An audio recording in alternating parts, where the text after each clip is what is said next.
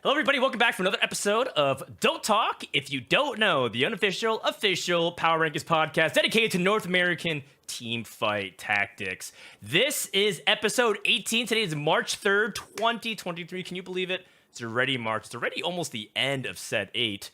And we're here to preview all things mid-set finale. First, we have my co-host, as always, Mr. Bryce Blum, aka Esports Law. Bryce, how you doing, man? I'm doing great. This is going to be a good episode. We got high stakes TFT coming up. We got two of my favorite people in the scene on the show, including DQA for the first time. It's going to be great. That's right. Actually, we haven't had DQA on, so we'll go to him as our first welcome guest. DQA, welcome to the podcast for the first time. Thank you. It's great to be here. I'm really excited to be on the show and excited to play tomorrow and hopefully for the next few days. Yeah, DQA, the spirit. You literally sprinted from class, right, to join us for this podcast? Yeah, so my class actually ends at 5:50 and my class is like a good mile away and I'm like wearing like a coat and a backpack and I'm just sprinting it back. I try to leave early, but my prof was like, nah, like you can't. And I was like, oh. Oh, wow. This is the different kind of running it down. So your mile time's like 22 minutes. All good. Don't worry, you're wearing a trench coat and stuff. We'll catch up with DQ in a little bit, but also want to welcome in Team Liquid's Robin Songs back on the podcast. Robin, how you doing, man? How's life been lately? Outside of TFT.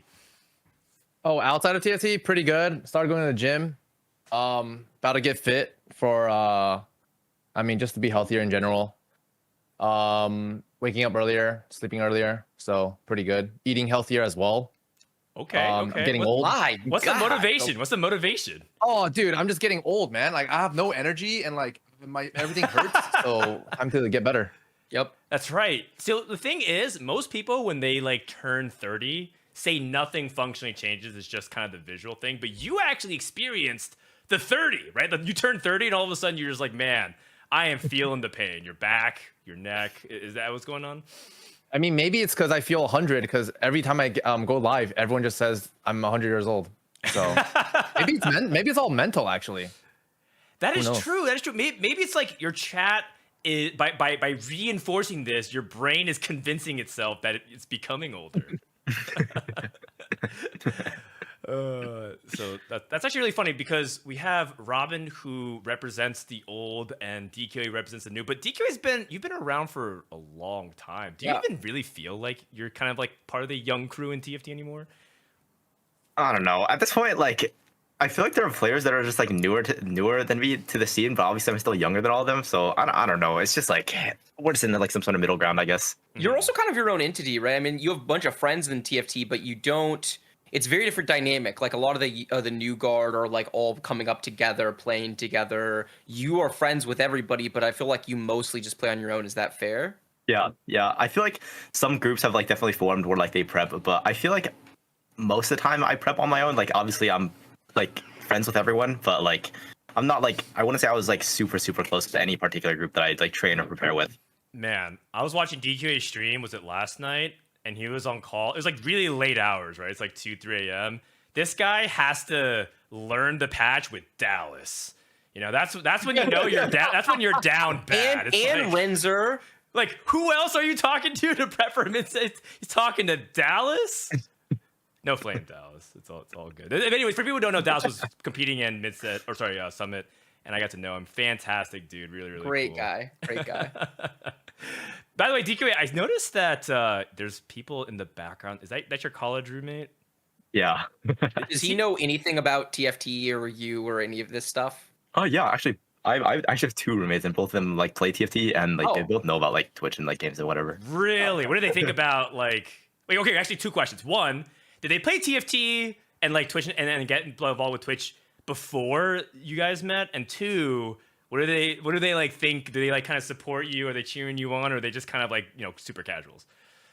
One of them was actually like he knew about TFT and like was like kind of into TFT even before I met him, and I think he's like Diamond or something like that. And obviously he watches like me now and like a few other people. The other one I think is like more just into League and that kind of thing, but like he just plays like casually for fun. Gotcha. That's cool. Wow, actually, so DQA is kind of like a star in his dorm room, if you guys think about it. Wow. No, he says he gets recognized at his college. Wait, really?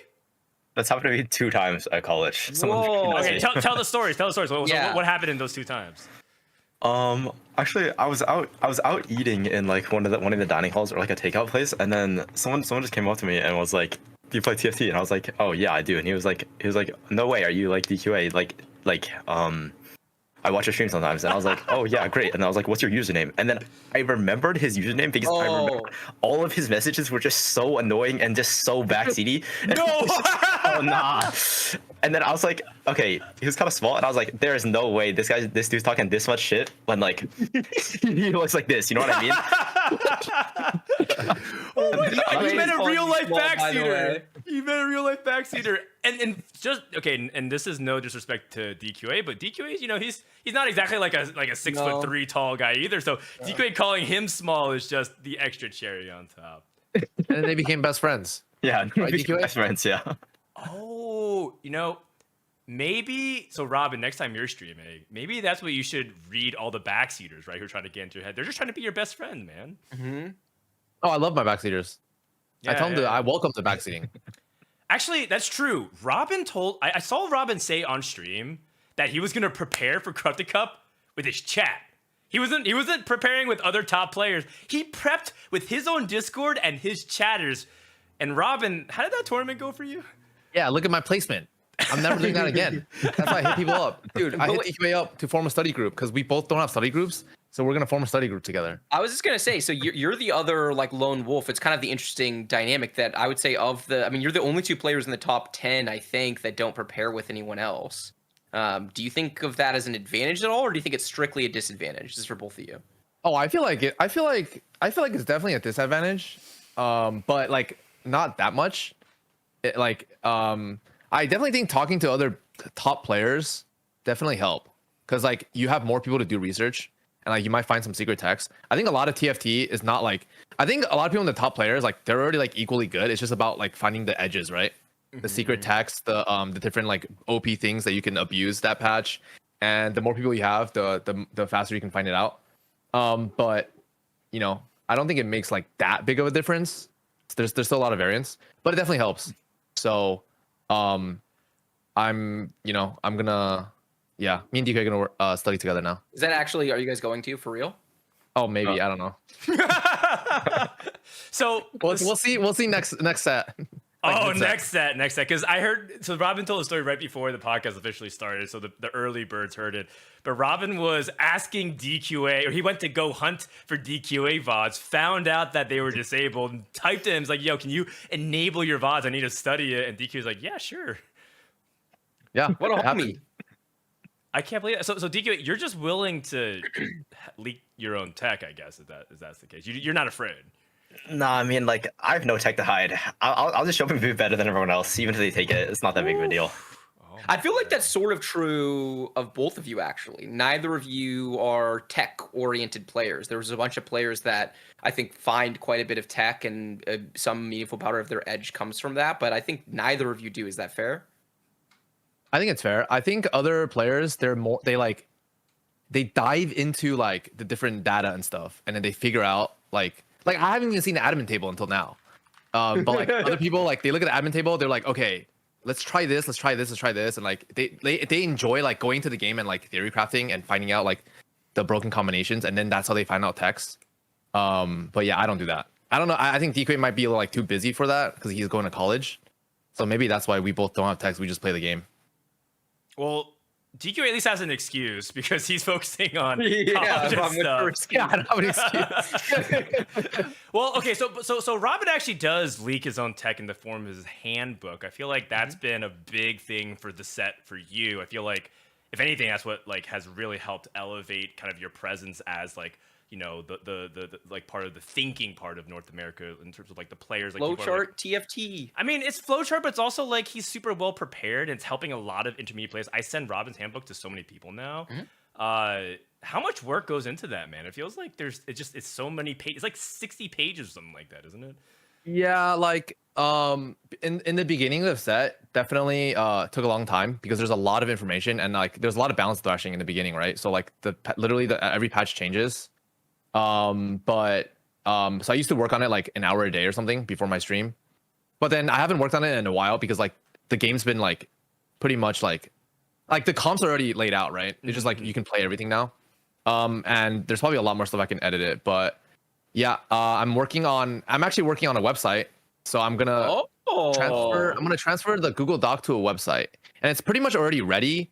I'm just waiting till 8.5 to launch it. Nice. Okay, all right. But yeah, I'm happy to help out all the intermediate players and even the beginner players. It helps the beginner players and intermediate players a lot, but it does not. It's like not that useful for like the top players because they already know everything. But Right. Well, I think that's really awesome. So, when that goes live, maybe we'll get an opportunity to promote it. Mm-hmm. All right. Well, with that said, that was a really good catch up in terms of just like, it's a really good segue in terms of how we're actually going to go into tournaments. But before we do that, we want to talk about some news. The first piece of news is not happy news. It's something that we feel like is worth at least letting people know is that Beyond the Summit has announced mass layoffs. That doesn't mean Beyond the Summit is completely gone, as far as my knowledge, but it just does effectively mean that they're putting a halt to a lot of their tournament series. So the first thing that is on everybody's mind in Teamfight Tactics is, will there be a TFT Summit 2? It's kind of been memed a lot in a bunch of chats and calls and whatnot, and now it just feels like it's definitely not happening, at least for the foreseeable future. And it's just a really, really sad piece of news. And of course, this affects like more than just us, right? Like we just got started. Yeah. Smash Summit, Dota Summit, things that have been long-standing things for, like 14, 15 editions now. They're not going to also continue, Bryce. It's so sad. Beyond Summit's one of my oldest clients. I've done legal work for them for I don't even know how long, 7, 8 years, maybe more. LD David Gorman, one of the co-founders, is a friend of mine who I've been friends with for a while, and I have a bunch of friends over there that I've worked with over the years. So it's a huge bummer. I feel like esports lost a little bit of its magic, to be honest, because I think that they really did have the secret sauce. I think that their events, no matter what game they did, no matter what event it was, whether it was a summit or something else, it was special. It was people of the community who had a vision for creating something different, right? There's so much esports content out there, and it's great watching the top marquee tournaments, and we love doing them. But if we're being honest, like Dragon Cup, Corrupted Cup, Mid-Set, Regionals, like the stakes change, the format changes a little bit, but it all feels kind of the same. And this is true across every different esport. And what Beyond the Summit built was off the beaten path. It was original, and they found a way to keep the right amount of competitive integrity, so the event felt competitive and serious and people wanted to win, but also felt super fun and showcased the personalities. And there's just so much great about what they brought to esports. So I really hope that it lives on in some capacity. The brand BTS is still valuable. They have a lot of like equipment and things that are still valuable. I hope that it is something that can be resurrected. And if I'm being honest, like I'm devoting some personal time and attention to like finding ways to resurrect it. Like no promises, guys, but like I am not ready to say that TFT Summit 2 is a dead and buried situation. I refuse. It was too special. It was too much fun.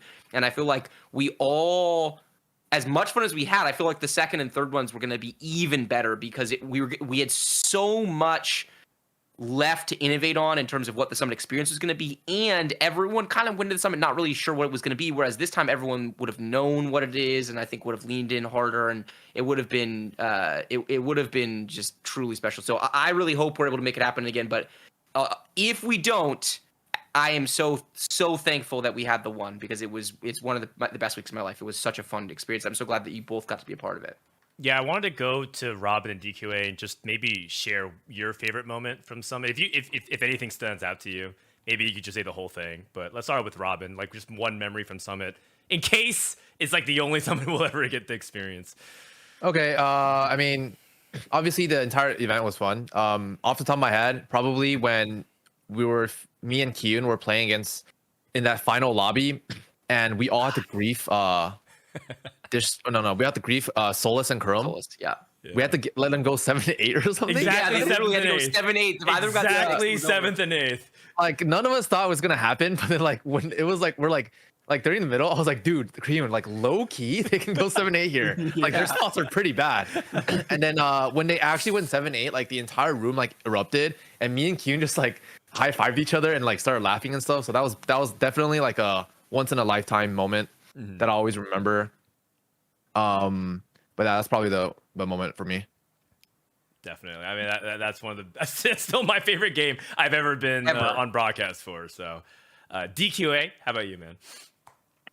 Yeah, I just want to say like that was probably one of like the best weeks of my life. I feel like the entire event was just amazing. I ended up taking 2 finals at Summit and like pulling all nighter the day before. Still didn't matter. Still amazing. I was so tired, but I mean, it was just a great week overall. I think probably one moment would be just the first Mafia game. I don't know. That game was so much fun. DQA, the Giga Chad vigilante who just shot the Mafia and brought it back for town out of nowhere.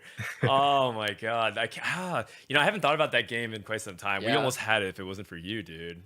God. Well done.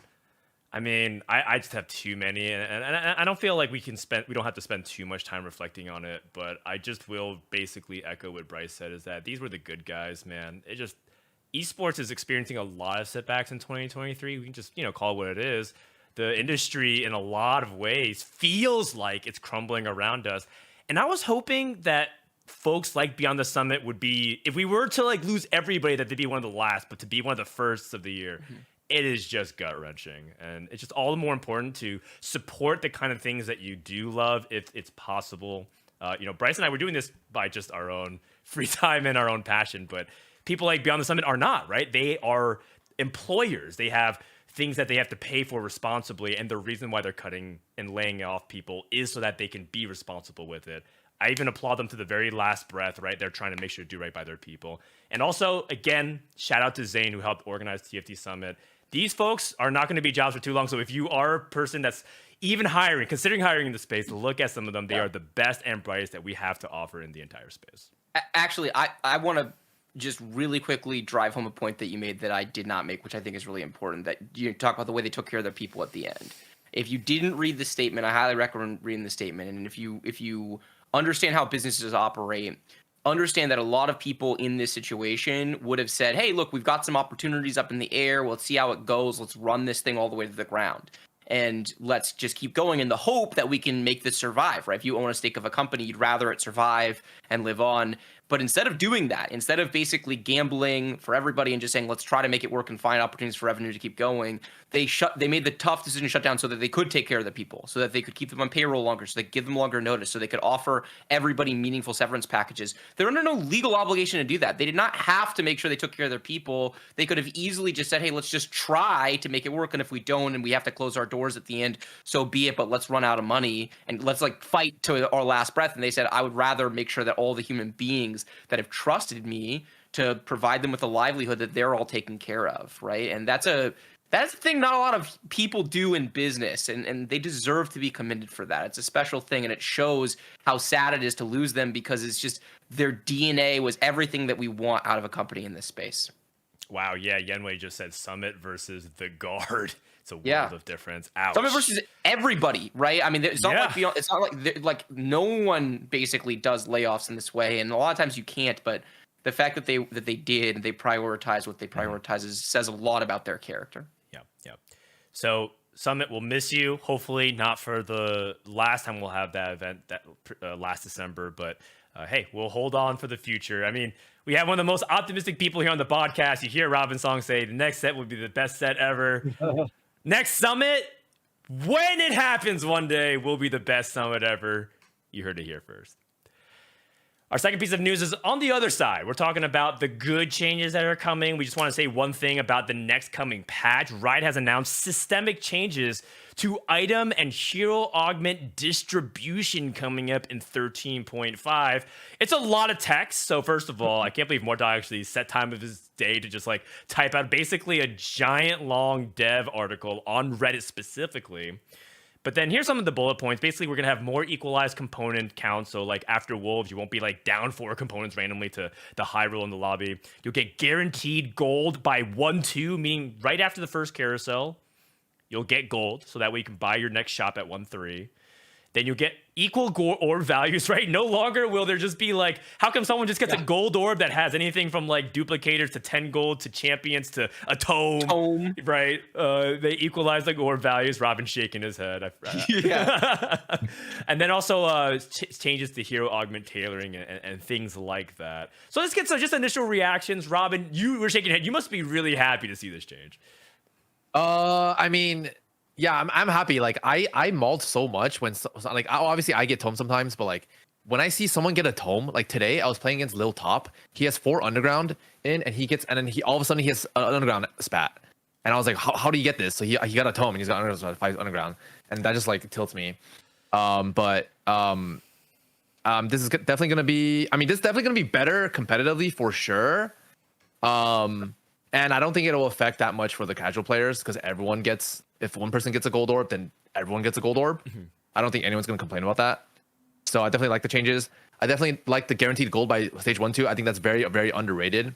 I think if you can get gold there and pick up your shop versus someone who can't pick up their shop, it's actually pretty big because you can actually know like what tree you're angling towards. So definitely like this. I don't know anyone that would not like this. Yeah. Also Nico. Like Nico is so broken. Nico's worth like 10 or 20 gold, like literally, probably more maybe. You're referring to you're talking about duplicate. I thought you meant Nico. At first you said Nico was so broken. I was like, what? Oh no, champion duplicator. Nico's not broken. He's in chat still. Of course, you wouldn't miss it. DQA, give us some of your initial reactions to the changes as well. All right. After when you just get dropped 6 gold at Wolves, man, you just want to leave the game because you already have all your components. You're just playing with 8 components, down infinite items to the rest of the lobby, and you just get railed for all of stage 4. It's just the worst. Thank goodness for that change. Yeah, I agree with what Robin said about the gold.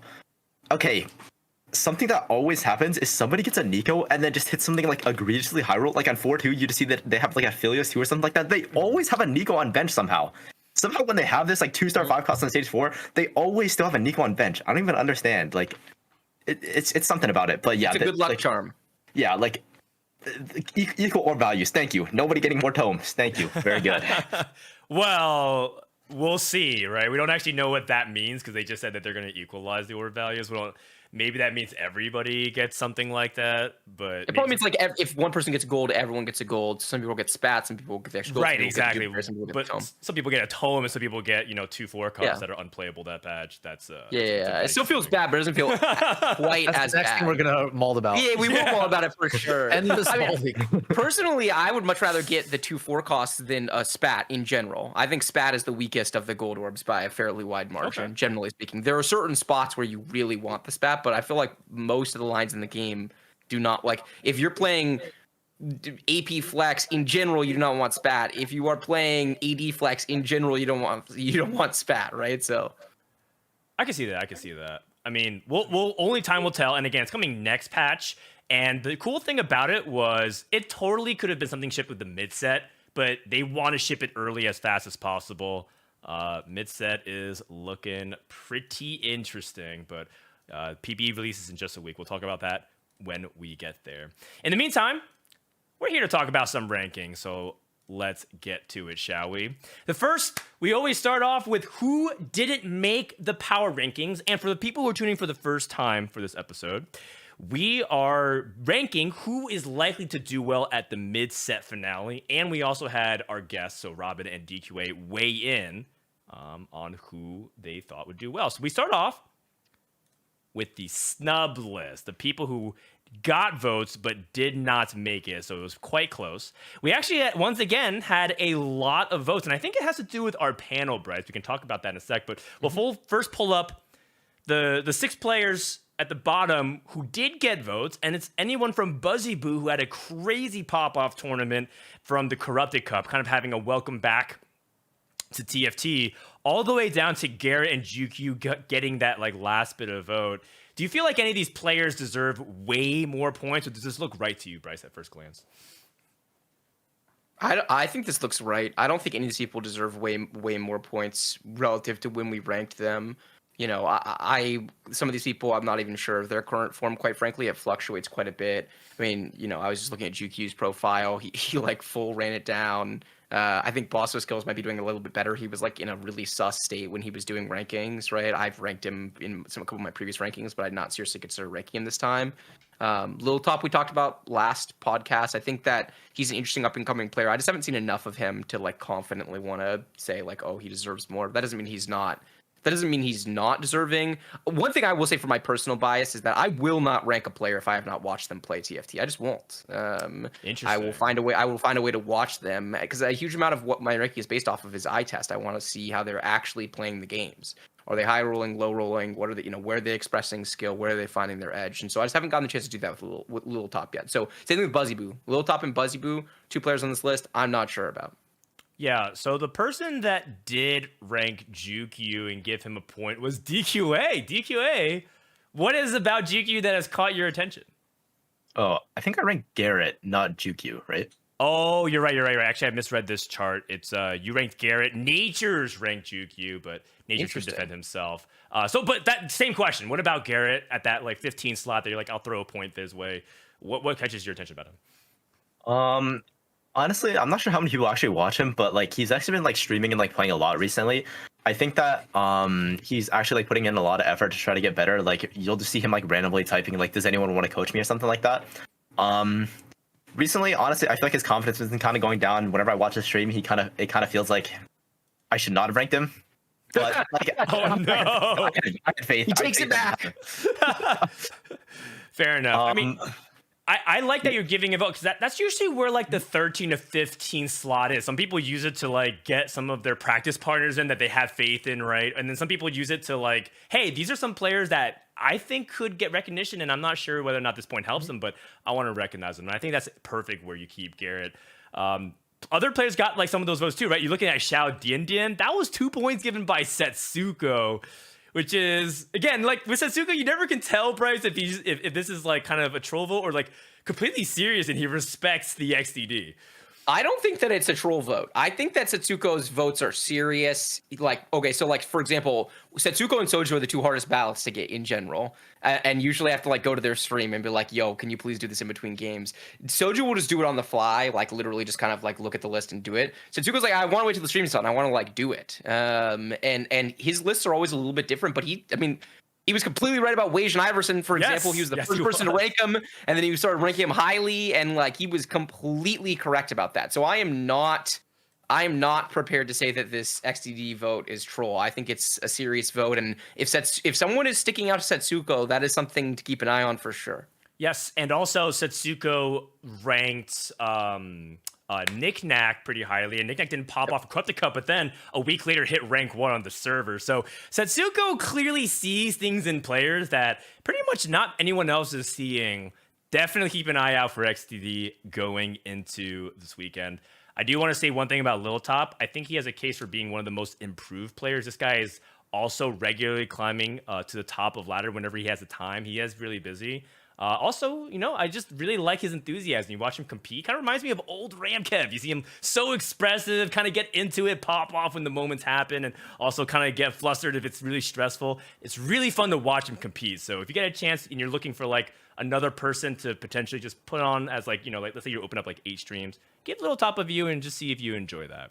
Dude, I miss old Ramkev. Oh, God, it was so, when Ramkev was at his peak, it was so much fucking fun, man.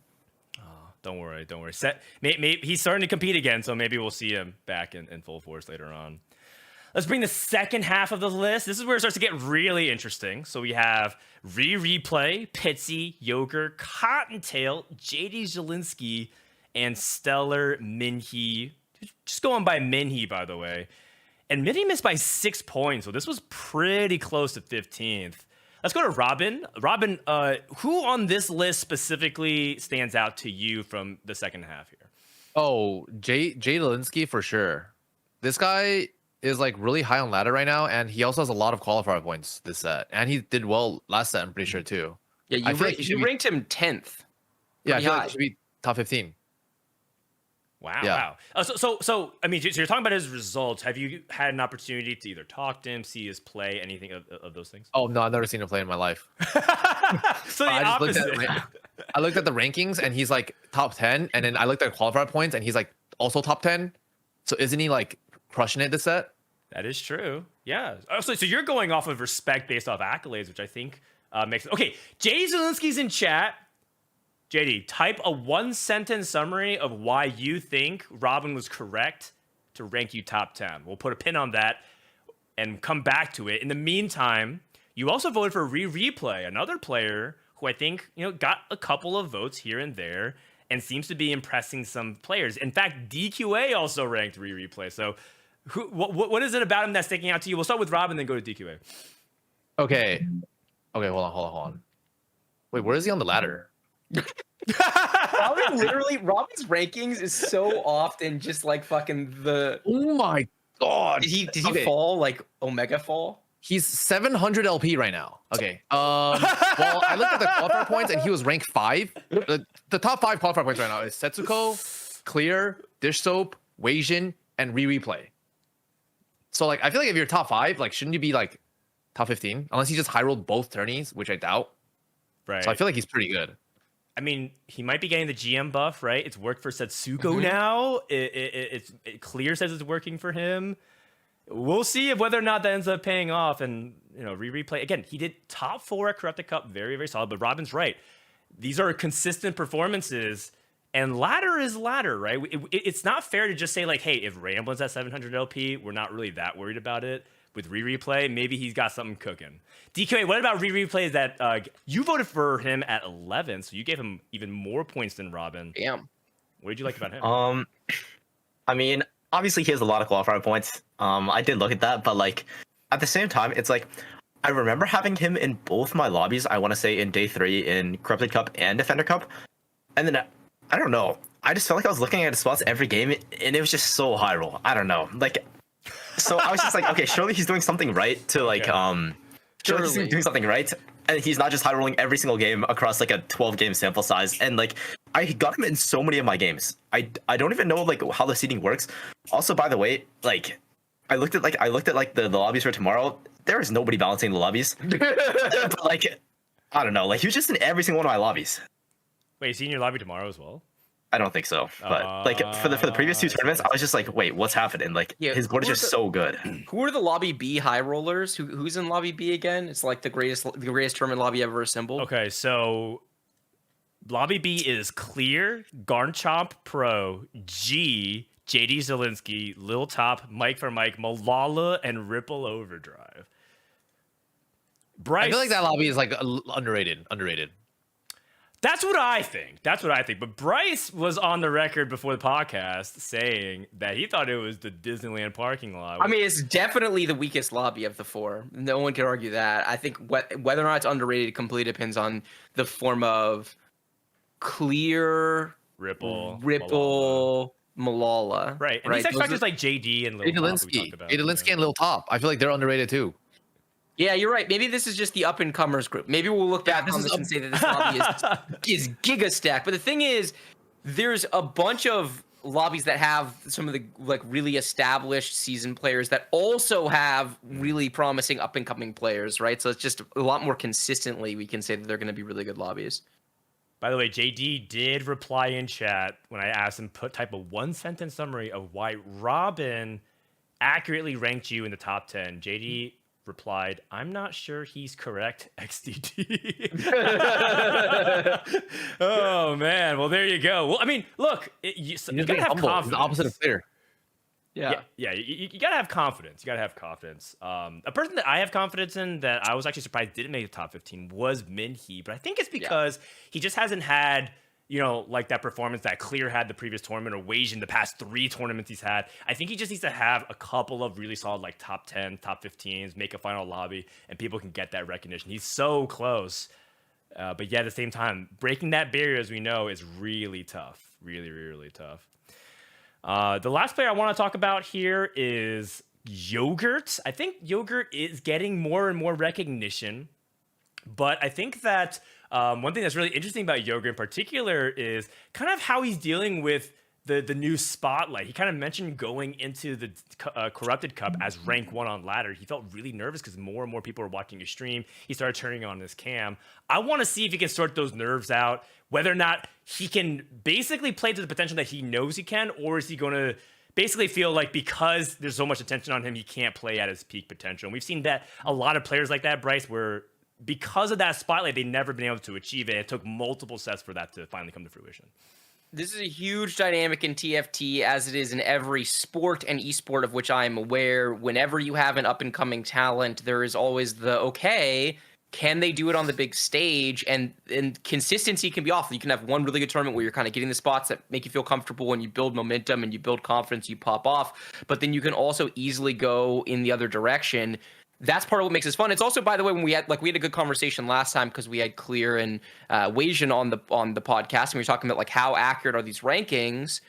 Well, they're probably not perfectly accurate, right? They're definitely not perfectly accurate. There's tons of players that we underrate, but part of it isn't even that we're like specifically underrating them. Part of it is just like I want to see them prove it, right? Like I want to see a player like a Wasian, perform well in multiple tournaments. And then, I mean, look what happened, right? He was rated what? He's tied with Sox in this ranking, right? At 6. That's like a really good ranking considering how little competitive TFTs he's played. And I think it's correct on some level for panelists to say, hey, I know that no matter what, like DQA is a great example. DQA is someone that like I basically just put him on my ballot even when he's not really in form, like in the 10 to 15 range, because I'm like, fuck it. Like DQA always kind of shows up and performs well in tournaments, and I'm not going to bet on like a wild card if I can bet on someone that I have seen do this time and time again. Robin, the only time I got him on my fucking fantasy team, this guy goes giga 8th in a tournament, but like that's the exception. Right? Every other tournament, there's a reason why, because he always makes the final day, right? So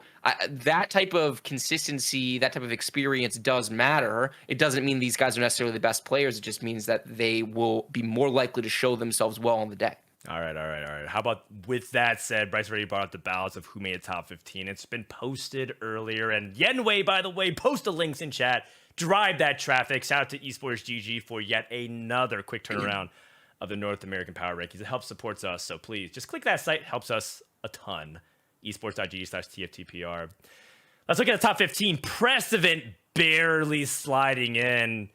And at this point, it just feels like confidence in Precedent is pretty low. He's been leapfrogged by a lot of these up-and-comers. You're looking at Malala taking that 14th after a good Corrupted Cup.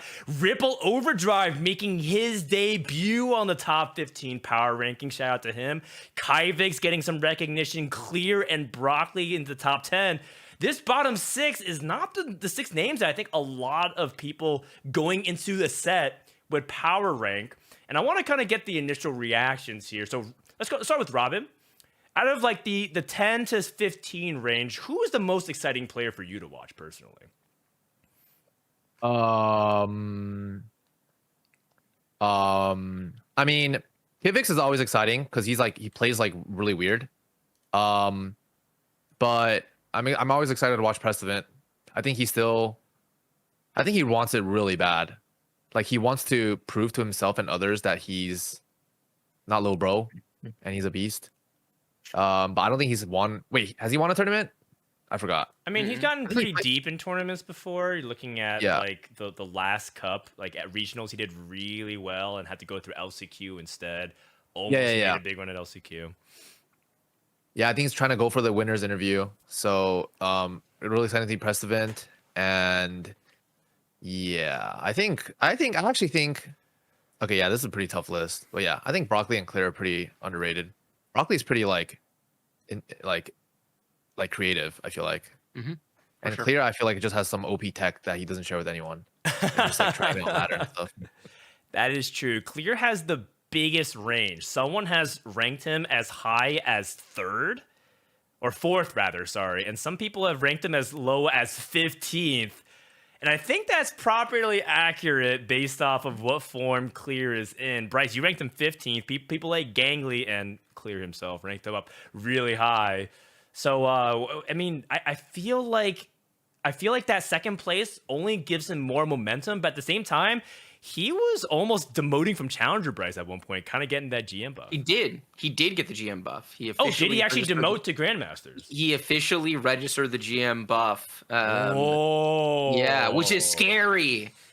Look, I mean, clear was just a form thing for me. I actually, when I first did my list, I think I had him one below Wasian, if memory serves, and I think I rated Wasian like 5th or 6th. So I had clear really high. And then when I started to look at people's current form, I was like, oh god, I don't think I can rate this dude that high right now. He looked giga lost. Robin, are you raising your hand right now? Yeah, I will say, I believe that solo queue is actually super fake right now because LP doesn't matter because like after mid set, like this set's done, right? Yeah, like your LP doesn't matter. There's no more qualifier points. And also this patch is super wide. I'm pretty sure a lot of people are just trying out random stuff and just running it down. And just like trying, like there's so many things you can try, right? Like a lot of admins. There's so many different like early game hero augments that you can like try out and see if it's good, right? Like rock solid and like stuff like that. And like first time playing it, you kind of gauge. I actually feel like solo queue right now is actually kind of fake. Okay. Because I think a lot of people, and I think Clear is one of those people that is actually like experimenting with a lot of things. Robin, why do you think DQA is bad? I mean, DQA, what? Like, wait, yes. Hold on. Robin, you're the only person on the entire panel to not rank DQA, and yet you're asking him for his VODs? Wait, and DQA, by the way, rank 1. Robin out here saying how fake ladder is. Yeah. This guy is throwing shade a lot of different directions. Wait. DQA, what rank were you like 2 days ago or 3 days ago? He was pretty high. He was top 10. Yeah. What? Yeah. There's no way I didn't rank him then. I probably just forgot about him. Oh, okay. What? I have to share my votes with you. Rank 15. Oh man. Okay. So yes, he obviously would have ranked DQA, and that's happened before. Some people have forgotten players. No biggie. But I want to go back to your previous point about solo queue is fake and going to DQA. Do you actually agree with that? You hit rank 1, so you have the freshest imprint on whether or not you can agree with that. I mean, like when I watch these ladder players play, sometimes it's like, what's going on? You know what I mean? Like I feel like if anyone puts in like the amount of time and like the actual effort, like they could probably hit rank 1. That being said, though, I saw Robin average a 6 yesterday and turn off his scores. Oh my God! They're fighting back. Yes, get him, Daniel. I was innovating. That's right. That's right. Okay, Robin, what did happen in the in-houses? Like, were you actually experimenting? Were you surprised they went as badly for you as they did? Oh, in-houses, I was not experimenting, but I just felt like a lot of games there were just some Exodia things that I can't even do. Also, I think Yumi just tilted me. But I definitely missed some lines. I definitely could have played better. But I definitely lost some confidence after playing in houses. But it was only like 4 games, and like 2 of those games I feel like were like, I think if I can't top 4, I get like tilted. But honestly, like playing for every placement it matters. Right. But right. Yeah. Can I ask how seriously you're taking in houses? Like some people use it for experimenting. You look like, it sounds like you're trying really hard. Oh, I was trying pretty hard for in-houses. I always try to try hard. But then I think after my first 8th, I just started mauling and like reading chat and stuff. But I usually try pretty hard in houses because I try to pretend that it's mid set, and then like I don't experiment in houses. I experiment in like solo queue. That makes a lot of sense. If I can ask, so you talked about how it shook your confidence. Do you feel better today now that you had like some time to digest it, or do you still feel like your confidence is shaking? Oh no, I feel better. Like I feel better because I feel like I honestly I don't think I played bad. Like my spots were pretty bad. Like I know solo queue is different from in-houses, but then like I think I need to change my game plan. Okay. I was Also I learned a lot like within like the past like since that in-house. Right. So. You've mentioned in the past that these kinds of patches don't favor your skill set, but that was, like that stuff that you said in set, 6 and even parts of set 7. Do you still feel like that's true? You're making handbooks for every comp in the game. Do you feel like these kinds of patches are actually okay for you now? Oh no, I think these patches are actually good for me because you commit at 2-1 and it's a flowchart TFT kind of. I feel like it's very rare where you have to like roll down and then play what you hit. I don't think you do that anymore. I think you know what you're rolling down for. Like rarely you do that. So fascinating. Because Sox disagrees with that. Sox is I mean, dude, Sox is playing AP. You have like literally like 8 to 10 units you're rolling for. No, that is true. Yeah, I agree. I think this is a really good patch for the way that Robin likes to play the game, and actually the way that DQA plays the game as well. Neither of you are people like you're not like tech people, but you do learn what's meta, including being willing to play reroll, which is really important right now. There are tons of people who still have like weird mental block about reroll and like try not to play reroll if at all possible. That's a huge mistake in the current meta. If you're not open to some of the broken reroll Ryans, you're leaving a lot of value on the table. And I don't think for the most part Flex TFT is actually a thing that's being played this set. I think hero augments completely slaughter Flex TFT because if you get a hero augment on 2-1, then you definitely have like clear direction, and there's almost no hero augments that actually flex across multiple lines. And then it's impossible to actually pivot because of augment tailoring. So you just wind up on your board, and then eventually you get offered a hero augment that's on the board that you're on, and so you can't actually pivot. It's not like, oh, I have generic items so I can pivot across. That's not really a thing, actually. And so I think this patch sets up really well for both these guys. Interesting. I have a lot of opinions, but I want to go to DQA. Does that also reflect your sentiment too? Yeah, I mean, I feel like actually last patch was a lot better for me than this patch actually is, because I feel like I'm a lot more comfortable than like a lot of the other players when I play contested comps. And then like even the last patch we played on Corrupted, it was just like 7 people playing Samira every game. Like I feel like I did fairly well in that tournament, and I just straight up played Samira. But then this patch, because there are more viable lines, I feel like there'll be like games where I just like lose to an admin board or something like that. But yeah, I also don't feel like flex play is like a real thing. Interesting. It's so fascinating because I just got off a call with Sox talking about flex play, and I feel like he helped open my eyes. Enid goes in chat requesting that I flame Bryce and tell him to stay bad because he doesn't know how to play flex TFT. I feel like a lot of players just don't agree on their perspectives of the patch, which makes mid-set so interesting because I totally see where players like Iniko and Sox are coming from, because I think because there are so many lines, you can actually interchange some of the things that used to be more rigid, like AP flex in particular. And I do think that if you dedicate yourself to learning the flex lines, it is possible. Does that make it? Does that mean that it's more successful? Probably not. If anything, it's harder to achieve. But even last patch, right? Look at what happened at Corrupted Cup, Bryce. Iniko was playing like whatever is available to him, and he still had a great run. And that was one of the least flexible patches this entire set, because it was all Samira and Belvet for the most part. Yeah, it's not that. I should probably pull back on like some of what I said. It's not that it's literally impossible, whereas there have been patches in the past where flex play was actually impossible, right? Mm-hmm. And I talked a lot about the fact that I thought that the success of Iniko in the last tournament in Corrupted Cup showed that the patch was actually better than people were giving it credit for, because if you could succeed playing 0 out of 12 sure shots on a patch where everyone thought it was basically just a sure shot meta, then there had to be something to that. And so for me, it's not that it's not that you can't play that style, but I think that you're kind of pushing against the grain, if you will, right? Like you're fighting some of the inherent limitations of hero augments in particular. And so is it possible? Yeah, but it's pretty hard. You have to like lean into hero augments that are more flexible, many of which are much weaker than their counterparts in terms of the power that they can offer your board if you're on a specific line. And you have to really work at it to make sure that you understand all the different outs and like what's absolutely necessary versus what you can actually kind of figure out. And I believe that there's a lot more opportunity for that in the AP line than there is in the AD line for sure. All right. Well, only time will tell. And I don't want to like turn this too much into discussion about whether or not flex versus committal TFT is superior. I want to go back to one other thing before we can start breaking down any more ranking stories that we want. DQA, you were talking about how solo queue in this current state, just if you commit enough time, you should kind of be able to climb, and if you know what you're doing. You're a person who has committed some of the least time. This is not Flame. This is the person that's committed some of the least time, and you're still this good.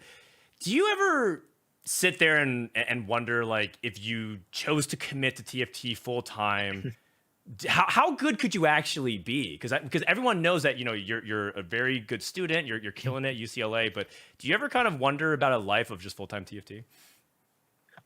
I feel like I considered this a lot more before I actually came to college. Way back in set 4, my stream was doing a lot better. That was my first Worlds performance. I felt like I was really good back then. And then I was actually thinking about taking a gap year and then holding off on going to UCLA and just playing full-time TFT for a while.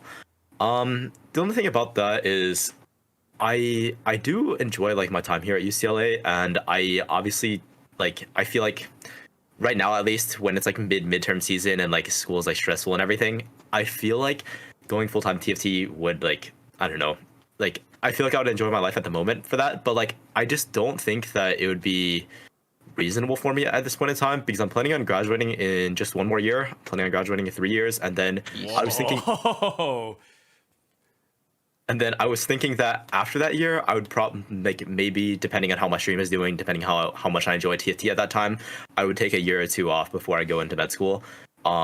Just like try full time TFT for a while. But I honestly do think that like if my stream was doing well enough, and if I felt like I was confident in my abilities in playing TFT full time, I would. But I just don't think that's a very viable option for me at the time. Okay. How good? How do you much think... better of a yeah? Bryce is going to ask the question first. Go ahead, Bryce. LA, how much better do you think you would be if you played full time, like, and actually worked at it, not just like played, but actually like tried for your max cap, if you will? Honestly, like I feel like it's hard to really say because I feel like in set 4 that was the only time where I actually had enough time and worked at it like as much as I did then.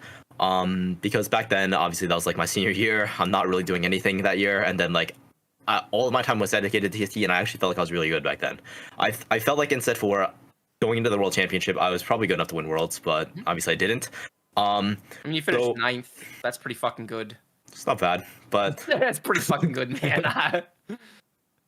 but I think that if I were to go like full-time pro in TFT, I don't actually know what my max cap would be. I would hope that it's above everyone else's, but I don't actually know, so it's hard to say. I think it's 1 for what it's worth. If that shapes anything in terms of your decision making in the future.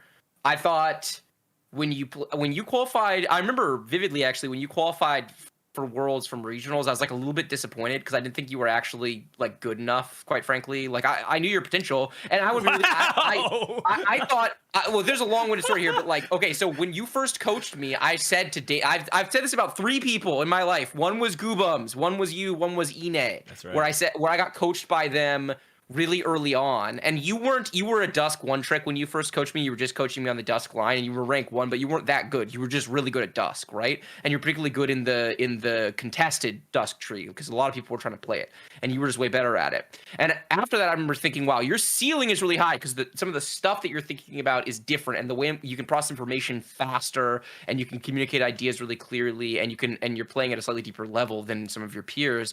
And then the work that you put in between when you qualified for Worlds and when you actually played in Worlds was extremely clear to me. Dan and I were reminiscing about this last night, actually, when we were preparing for the podcast for today. I think that was our best Worlds qualification group ever. I'm not even sure it's that close, actually, because I think that at the Robin's time, sitting right there, man. Set 5, we had Milk and Robin. yeah, that group sucked. That group and sucked. Spencer, right? and that group was real. That group was really good. But the set 4 group, DQA, Ramp, Kevin, Sox, all 3 of those players were, and Kurum was the 4th player, by the way. It's not like our last player was a nobody. Like Kurum's a beast too. We had all three. I think Kurum was a little bit below you guys in terms of how his level of play at the time. But I thought all 3 of you were capable of winning Worlds that year. I really think that. I think you were all beasts. And watching you, because you were pretty narrow at regionals, right? Like you basically qualified for Worlds because you got enough KO direction that you could then you as your best line, you could stomp people on it. But you then learned Slayers and Keepers, which are the other 2 major trees, and you were a beast at all of them by the time Worlds rolled around. And I felt like you might have actually been our highest skill ceiling player there, and you might just be our highest skill ceiling player, period. If you can do this much with this little, I feel like if you really, really focused at it and you like got a study group and you want to just be the best you could be, I think top 1.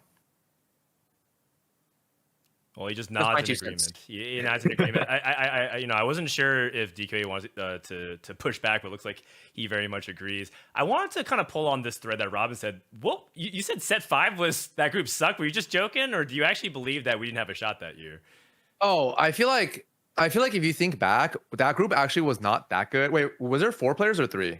It was was three. it was 3 because Okay, so Talkin- I feel like Spencer and I were not in good shape. I feel like I was really good in that one patch at regionals, but then the game completely changed. So I actually was not in good form. I also didn't reach out to anyone to like study and stuff, so I had the meta read like all wrong. So I actually was not in good form. I don't know what Spencer was doing. Spencer was definitely not in good form. No. And then Milk was a one trick, and I feel like it's really hard to win as a one trick. So I feel like that group, our group that year, was actually not that good. On We were- name value, on pedigree, on capability, that group is really strong. That's true, that's How true. we actually were at Worlds, not that strong. Yeah. The cards like it didn't Oh. align for us that year, but yeah. Man, We'll be so back. does that mean that we've just been? Does that mean we peaked early?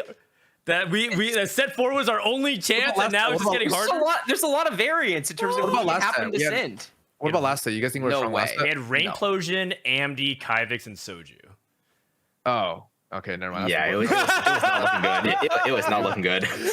Yeah. Rain made a I'm pretty good DQA. run. Rain was a beast at Yeah, set yeah. 7. She was really, really good at set 7. All good. And then what? Set 6, Goobum's mate was the hero and definitely gave it a good shot. But Milk had really no shot. He was not informed. He Yep. was Sivert. He was a straight Oh wait, first one set trick. 6 was Goobum's GVA. They were both in final lobby, right? They were both in final lobby, and GVA played pretty well overall. I think Goobums was like pretty clearly our best player at that Worlds by a fairly decent margin.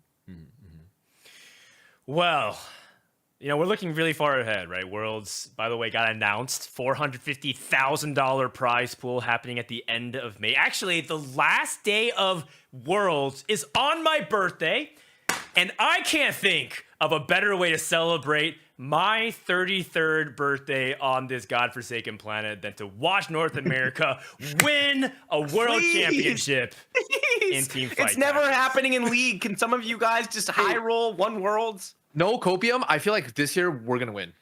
We're really strong this year. I feel We're like. good. Look We're at our really rankings. good.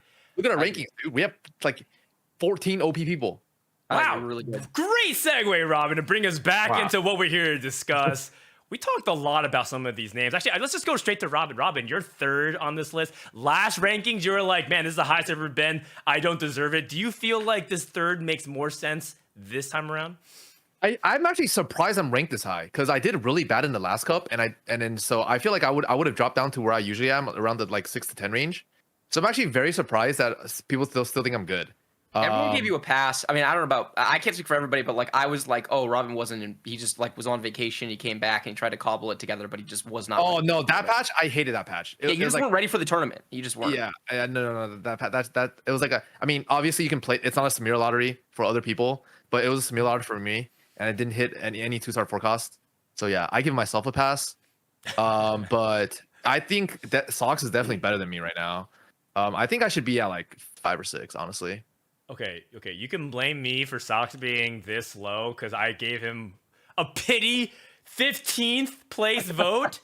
Because and this is not to a slight to Robin or DQA, but Sox was one of the first people we wanted to get on this episode because we thought that he's a really interesting spot given that his practice partners are not qualified, but yet he's been consistently ranked 1, trading with Dishop and Setsuko. He's been kind of that third player in that mix all set long. And then he told me before the podcast, he said, Frodan, I'm declining the invite. I'm not even going to prepare for mid set at all. I'm just going to play it and that's that. So, you know what? I was like, okay, cool. If he's not prepping for mid set, I'm not even going to rank him. We'll just like, that's what it is. It's nothing personal. It's just like, he's not prepping. Other people are. He's probably going to fall behind. Lo and behold, this morning he puts out a twit longer explaining his thoughts on the patch and how he's having fun playing TFT. He's in peak form despite the fact that his practice partners are not here in the tournament, and that he even told the people that he declined the invite to this podcast. And now I feel like I feel duped, Bryce. Like I got baited by Sox. He is the master of all baiters, and I don't understand if Sox is telling the truth. Bryce, Okay. he's one of the least reliable narrators in TFT. Is he in peak form or not? I always say this. He's just the least reliable narrator in TFT, and it's not even close, man. Like he fluctuates between saying he's like the best and the worst, and sometimes when he's the best, he says he's the best he actually is, and sometimes when he says he's the best, he's not. I mean, last regionals, he got drafted for like $45, like the highest that any player had ever been bought by far. Like no one had ever been over 38 at the time. He was bought for like 45 Until Solus. And he said, and that doesn't count. I will never count that. I refuse. Sox is still the number one most expensive player in the history of fantasy drafts at DTIYDK. And afterwards, this man had the audacity to say that he was undercosted, that he was a steal at that price, and then he got like day 2'd and it was ugly. So I don't know, man. Like and this is one example. There were so many examples of Sox like saying when he's one thing or the other. I'm not saying I'm not saying that like he's not, because he might actually be in peak form and he might actually be the best player in this tournament. I'm just saying that how much do I value Sox's twit longer relative to like where I'm drafting him tonight? Not a whole lot. All right. Kind of spoiling your little fantasy draft cheat sheet there. Who knows? Maybe I'll pay $50 for him, but I'm just saying it's not going to be based on his twit long. Gosh, I'm curious. Sox is in chat. We'll see if he's valued appropriately. Speaking of value, one person that I do want to bring up, and then we can kind of open up to anybody else I want to talk, is Wajan Iverson. Man, what a rocket ascent! 3 great performances in a row, going back to set 7. Set 7 LCQ looked like he had it in the bag. Somehow, kind of fumbled at the very end. But then he comes back out of the gate firing in the first 2 tournaments, Defender Cup and Corrupted Cup, and is seen to be getting so much respect. I mean, Robin and DQA, you guys were also putting respect on Wajan Iverson. So, Robin, what is it about him that's impressing so many players at this elite level?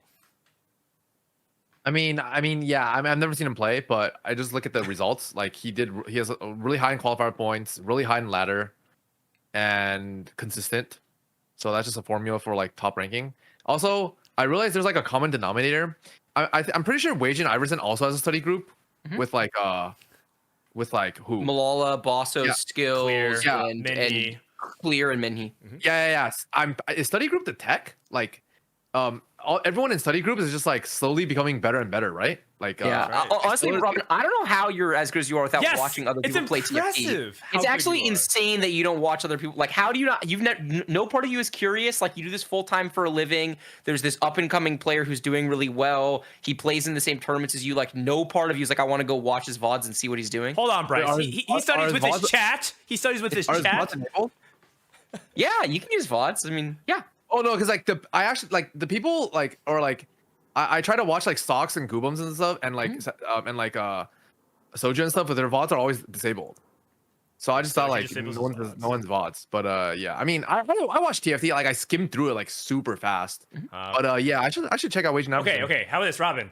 If you want, I'm offering up me and Bryce's service. I'm just kind of speaking on behalf of Bryce. If you want to help prepare for an 8.5 tournament, you can see what it's like to be in an actual like intense study group, because we actually do this with a bunch of different groups. But we kind of like say like this tournament we're gonna prep with this group, this tournament we're gonna prep with a different group. Would you be interested in doing that?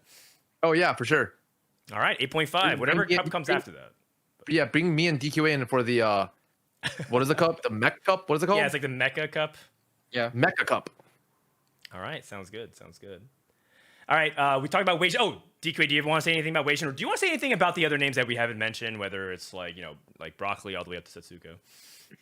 I just want to say one thing about the study groups.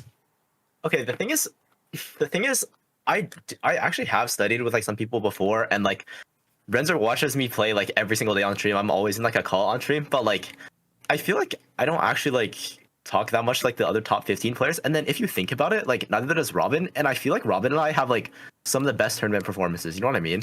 Yes. And then if that's the case, then like I'm actually not sure how much like a study group would help, because in the same sense, I used to play and call with Setsuko a lot, but I feel like he like doesn't actually study as much, and he just like plays on his own a lot of times. So then I do feel like a study group can only be beneficial, but I'm not sure like how beneficial it actually could be. I think study group might actually be not beneficial sometimes. It makes you play not your style of TFT. So yeah. No, please finish that. Oh, I just like you learn other people like give you text and stuff, and you just like play it, and you're uncomfortable with it, and then you just end up like doing bad or something. Also, yeah, I take back study group as OP. Isn't Socks and Goobums and Asa in a study group? And okay, but to be fair, that is also like they have a small study group, and the group that you kind of mentioned with study, it's actually like 15 people or so. There's other players that are part of it that aren't mentioned are like Kyvix and AMD. Eniko also kind of contributes to that group as well. And so there's like a lot of people in that mix. Eniko's I'm in like trying to join. every study group, by the way. And Yo, Eniko's let me like join. a floater. Let me just tag along. Let me just join the group call. Okay, so you're back Okay. on team study group. Okay. Okay, so here's the thing about like studying TFT. go ahead, Bryce. You have to be thoughtful about it, man. You can't just like get into a group call with 5 other people and everybody be yapping, and that's not actually how you get better. But if you watch other people and you talk to them about their games, they watch you and they talk about your games, and you do it in an intentional way, it can be really valuable. And the trick is to figure out what is your core edge and make sure you don't move away from that. Like Robin, if you start playing like Socks, I promise you're gonna go fucking 8888, right? That's not the point. You No flame. could theoretically learn things from Socks though. Like for example, let's say that Socks watched your like you studied one of your VODs with Socks, and you said, Socks, I don't want any commentary on macro. I know that you would have like slammed different items and like played flex and gone a bunch of different directions. How about you just give me feedback on my positioning? My guess is that you would learn Infinite, right? If you just focused on that. Or like, let's say that you were struggling with your like flex AD roll down, right? Like you were really good. You feel like you're really good when you're like on a committed line, like one of the reroll lines, something that's like a little bit more linear, but you feel like you're like an okay flex AD roll down player. And let's say that you just like looked at your VODs of whenever you were in that spot, you got 3 VODs of you doing that, and you watched it with Setsuko, and Setsuko's like, I would have bought that unit, I would have bought that unit because of this and this, and this would have worked out, and you could have done this differently. That would be really beneficial to you. So the trick is to like bite off things that you can actually tangibly work on that are within.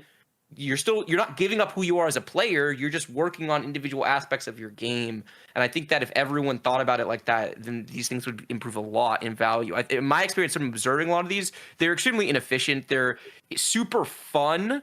I love hanging out with a group of people that are all really good and friends talking about TFT. It's a blast, and you do learn stuff. Whenever I get into these calls where like 5 people are yapping at me while I'm playing, I learn a lot. The game doesn't go well though. I just like sack the LP in exchange for like knowledge gained basically. But you can make these things really valuable to you, I think, if you're intentional about how you approach it. That makes sense. Interesting. Bryce, it's exactly what Maurice is saying in chat. Bryce is coaching on how to be coached. Oh But- man, if I ever do get to play like one set for real competitive, you guys are going to be blown away by the way in which I approach it. People will be. Oh, interesting. I'm excited. People Wouldn't it be will cool not. Yeah. TFT players had coaches. Like if it was like, let's say if it was like a live competition, or like what is it called again? Like in person. Lands? Yeah. Lance. Lands, and then after every game, like every player has a coach to tell them like what they could have done better or something. I don't know. That would be cool. That is true. That is true. Summit 2. There's poker coaches, right? For some of these players as well. If anything, coaches are there to help maintain mental, and that's honestly a really good use of the study group to just help you like have therapy, group therapy in TFT, because God knows we could all use some. Speaking of Setsuko, by the way, you mentioned how Setsuko was kind of independent. He's even joined a group. You know who he's studying with? He's studying with Soju, Prestivant. And he's just jamming games with them and trying to learn. Like, really interesting. That's a bold strategy, but I mean, he also prepped with like Yalu and Dallas and other people in the past. So like, I think Setsuko is very free spirited, and he's willing to kind of see if it works. I don't know if it's gonna work, Bryce. I would say that their dynamic was less study group and more like they all wanted to kind of lock in and start prepping, and being called together allowed them to occasionally like share information or ask questions with each other. But it was not like they were like studying each other's play or VODs or like having, focused improvement or anything like that. It was just, if we're all going to be sweating, being in a call, so it's a little bit social, and being able to like bounce an idea off each other every now and again is valuable. All right.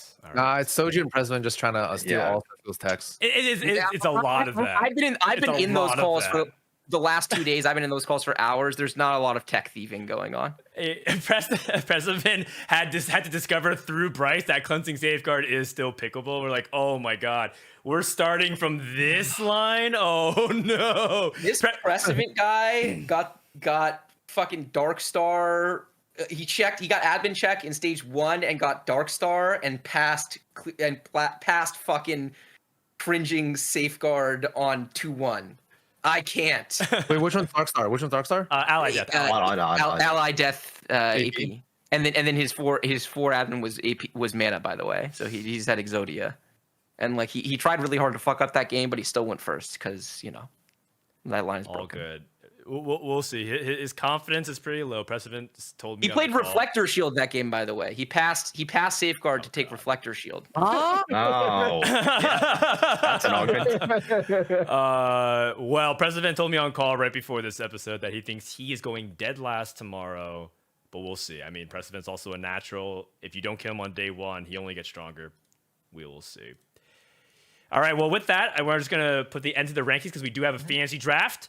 We bring up a fun segment that I love. It's Agree, and this is in honor of Socks.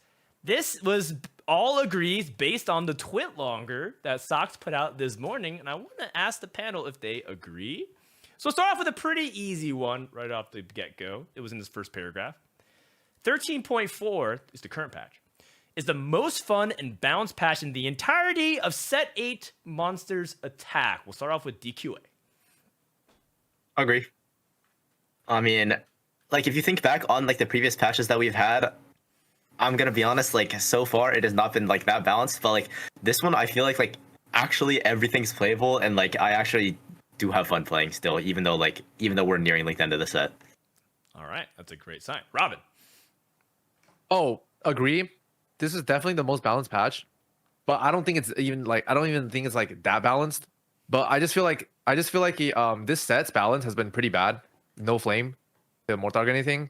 But this patch, if you look at the stats, GM plus every comp averages like a 4.4, about 4.3 to 4.4. So it's actually really balanced right now. It's just that some comps and with hero augments are just so broken. Right. Some Exodias, they just feel like you're unbeatable. Yeah. Understood. Bryce?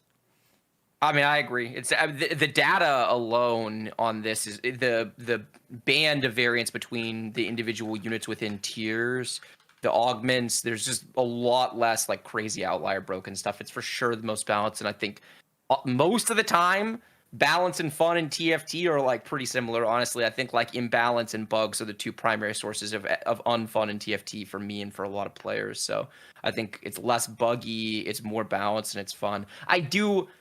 I will say that like I really enjoyed Underground as a trait for the entire set because it's like as they did a really good job of actually kind of finding some of the trade-offs and they're fixing it next patch. So it's like they're clearly aware of this, but it turns out if you nerf player damage and then right after buffing Underground that it's kind of a problem. And right now it very much feels like Mercs to me, where if you get like 2-1 Underground, fucking forget about it, man. That shit is so broken. And we almost made it a whole set with the econ trait not being in that state, which is impressive because it's hard. It's actually one of the hardest things to do in the game is to make a econ trait like that feel worth it to play into without it being giga broken. So, you know, as much as they have struggled with balance some of this set, I actually think Underground has been in a pretty good state for the whole set, but it's in a pretty bad state right now. And in particular for casting, I just really find that unfun because when we're casting and we see some with 2-1 Underground, it's like, you know, at this level, if you're remotely competent at piloting it and you get 2-1 Underground, it is pretty close to GG. Obviously, you can get variance screwed and you can low roll in a whole bunch of other ways, but if you have to be really bad to fuck up 2-1 Underground right now, like really bad. Okay, interesting. I don't wholeheartedly agree with that last part because I watch in-houses where some people had 2-1 Underground, and I think that they are used to solo queue. They're not used to the tournament lobby, so I think there's a little bit more tempo than people are underestimating. There's some comps coming back. You see China, for example, playing a lot of duelists and jacks. You just can't take the Underground damage that you think you can just because you're getting away with it in solo queue. Just be careful, tournament players who love low streaking. I'm looking at you, Clear TFT. Just be careful. All right. Nah, like it's broken. Like, no, it's broken for sure. I'm just thinking people get away with it way too much. You're bad at the game. Like if you get on 2-1 and you lose the game, you're bad. All right, then I guess Setsuko's bad at the game because I watched him bot 2 in houses while starting off with 4 Underground. He's prepping with Soju and Prestament. Like, it's not going well. Okay. I see. I agree for what it's worth. I think most people covered the points. Chat agrees, although it was a 57-43 split. So looks like it was much more contentious. Fascinating. If you guys aren't satisfied with this, you probably will never love set 8. Oh, Mort Dog, I'm down for this wager. $50 DQA goes 7th with 2-1 Underground this weekend. Mort, I'm down. Wait, that's right. We can't wager the players, but we can totally wager We can Mort wager Dog. that. We can totally wager that. We can wager Mort Dog. That's right. Sign me up. Change it to DQA, bot 4. DQA, if you let me down, I'll never let you hear the end of it. It's just impossible. Like, I know. Okay. Mort Dog, we have an accord. I'm guessing 7th or 8th is okay. Yeah, like bot 2. Yeah, obviously. All right, that was a good first agree. Let's go to the second one. Data is fake right now. Players should stop looking at data and start trusting their own instincts again. Again, these are all not word for word, but these are just sentiments that are put forth by Socks in his Twit Longer. And I'm interested to see if people agree. Let's start off with Robin this time. I mean, it's not completely fake. Like, you're never taking like a 5.3. I mean, you might take it, but I agree with the second part. Like, his example he gave this was like, he didn't want to take Poppy, the what is it called? Steadfast Presence or something? Yep, that's right. That one averages like a 4.8, right? So you didn't want to take it. But like, I feel like data is fake if you have like a really strong opener with that. Like, if that gives you a Poppy 2 with like a Wukong 2 or something, and you can tempo, like, I feel like it's good. But like that's like, you just have to think about the data, right? Like, a lot of people just take that, like, and they don't have like a Poppy or something. Like, maybe they lower at the very end or something. Mm-hmm. So I think data is like half fake, but I'm pretty sure it's still like very real. So you're like on the fence. You're not entirely sure. I mean, it's just that I think data is not fake, but Okay. sometimes you can't just be like, oh, 5.0, I'm never gonna take this. Got Like, it. admin crest averages like a 5.0, right? Or admin heart, whatever. And like, you know, if there's really good admin players, they can pilot it really well. I mean, it's all admin lottery, but like, yeah, you have to like, obviously you have to think about it before you look at the data, which has always been the case, I feel like. Okay, so Robin is disagree, but he understands where Socks is coming from of spots where it can be pretty fake. Got it. DQA. I think for this question, I feel like if it was rephrased to data is faker than it normally is right now, I would agree. But the thing is, I feel like data can never really be totally fake, just because like of like the nature of the game. Like, but I will say the other day, I took the carry Cho'Gath augment, I don't remember what the name is, and it averaged at like a 4.9 or something like that, and I misclicked it because I thought it was the other one. I thought it was the support one where I give MR to a whole team, and then I didn't have a single Cho'Gath on board other than that one. And then I ended up going first that game, and it was just so broken. Like, I don't know, like it was just so strong. I built D-Claw, BT, and like Sunfire or something like that, and like the Cho'Gath augment just carried me throughout like the entire mid game, and then like I hit Cho 3, just the freest first of my whole life. So like, if your spot is good for certain comps and like certain augments, like it's faker. It's like data is faker than it normally is, but at the same time, like there are some augments when I see them in my shop, yeah, I'm out of there. Man, this is like medicine straight into Mort Dog's veins right now. He's hearing everything. This must be a cathartic episode for Stephen Mortimer. Bryce, you're up next. Everything DQA said is my stance on this. Data is not fake. Data is never fake. That is not a thing that can exist in this context. It just means you're bad at fucking using it. That's all it means. If you are literally just looking up the augments and being like, this one is a 4.6 and this one's a 4.4, I'm taking the 4.4, you are a fucking idiot and you are not playing TFT. You are letting Tactics.tools play TFT for you. Now, if you are in a spot where you think both of these augments are pretty good, they both do very similar things, and I'm not sure which of these is like, I need generic defensive power on my board, and I want to figure out whether or not Exiles or Second Wind is better right now, and you look it up, and like one of them is significantly better in the data, then that probably is directional information that maybe you want to lean that way, though you should use your brain about it. It's funny DQA used the carry Cho'Gath example, because I literally was in a spot today where I was playing Recon Kaisa, and the lobby was heavy AP, and I got off of the Cho'Gath carry augment, and we had been talking about the other day that you had said like CN loves that augment, and I thought about it. I had a Vow slammed, and I didn't really have Kaisa items yet, and I was like, I feel like this will be really good in this lobby. Like, I'll like reave everybody, and then I'll have a super tank with infinite MR in the front line. Giga first, freest first of my life, because I picked the Cho'Gath carry augment instead of re-rolling for the Kaisa carry augment. No one would have ever done that, right? Like, you just look at the data and you're like, this is incorrect. But if you have context of the lobby and you make your decision based on the context of the lobby and your board then you're actually okay. You're factoring it in data. Put it this way: data is but one data point as it relates to the decision that you will be making in the game. So it's just asinine if you let it make your decisions for you, and that's what it means when we're talking about it being fake. And that's what Sox is saying when he says trust your instincts. You should have always been trusting your instincts. You should have always been paying attention to your board and your opponent's boards and all this context. So I don't know. That's where I'm at. I feel like we need to stop with this whole data is fake thing. Is my conclusion. Interesting. Okay. I actually like really hate the premise of this agree statement, and I think people talk about data being fake all the time. It's not. It's not. The data is not fake. All right. So Bryce is a disagree, I think. He said I disagree and then went on to agree with the statement for like 5 minutes, which is really fascinating. I think it's because Bryce is a very well-respected attorney, and he looked at the phrase data is fake and he can't move past it. Data X is fake is a saying in TFT, Bryce. And so the sentiment is that basically data is overrated, in which I agree with this. I do think data is fake right now.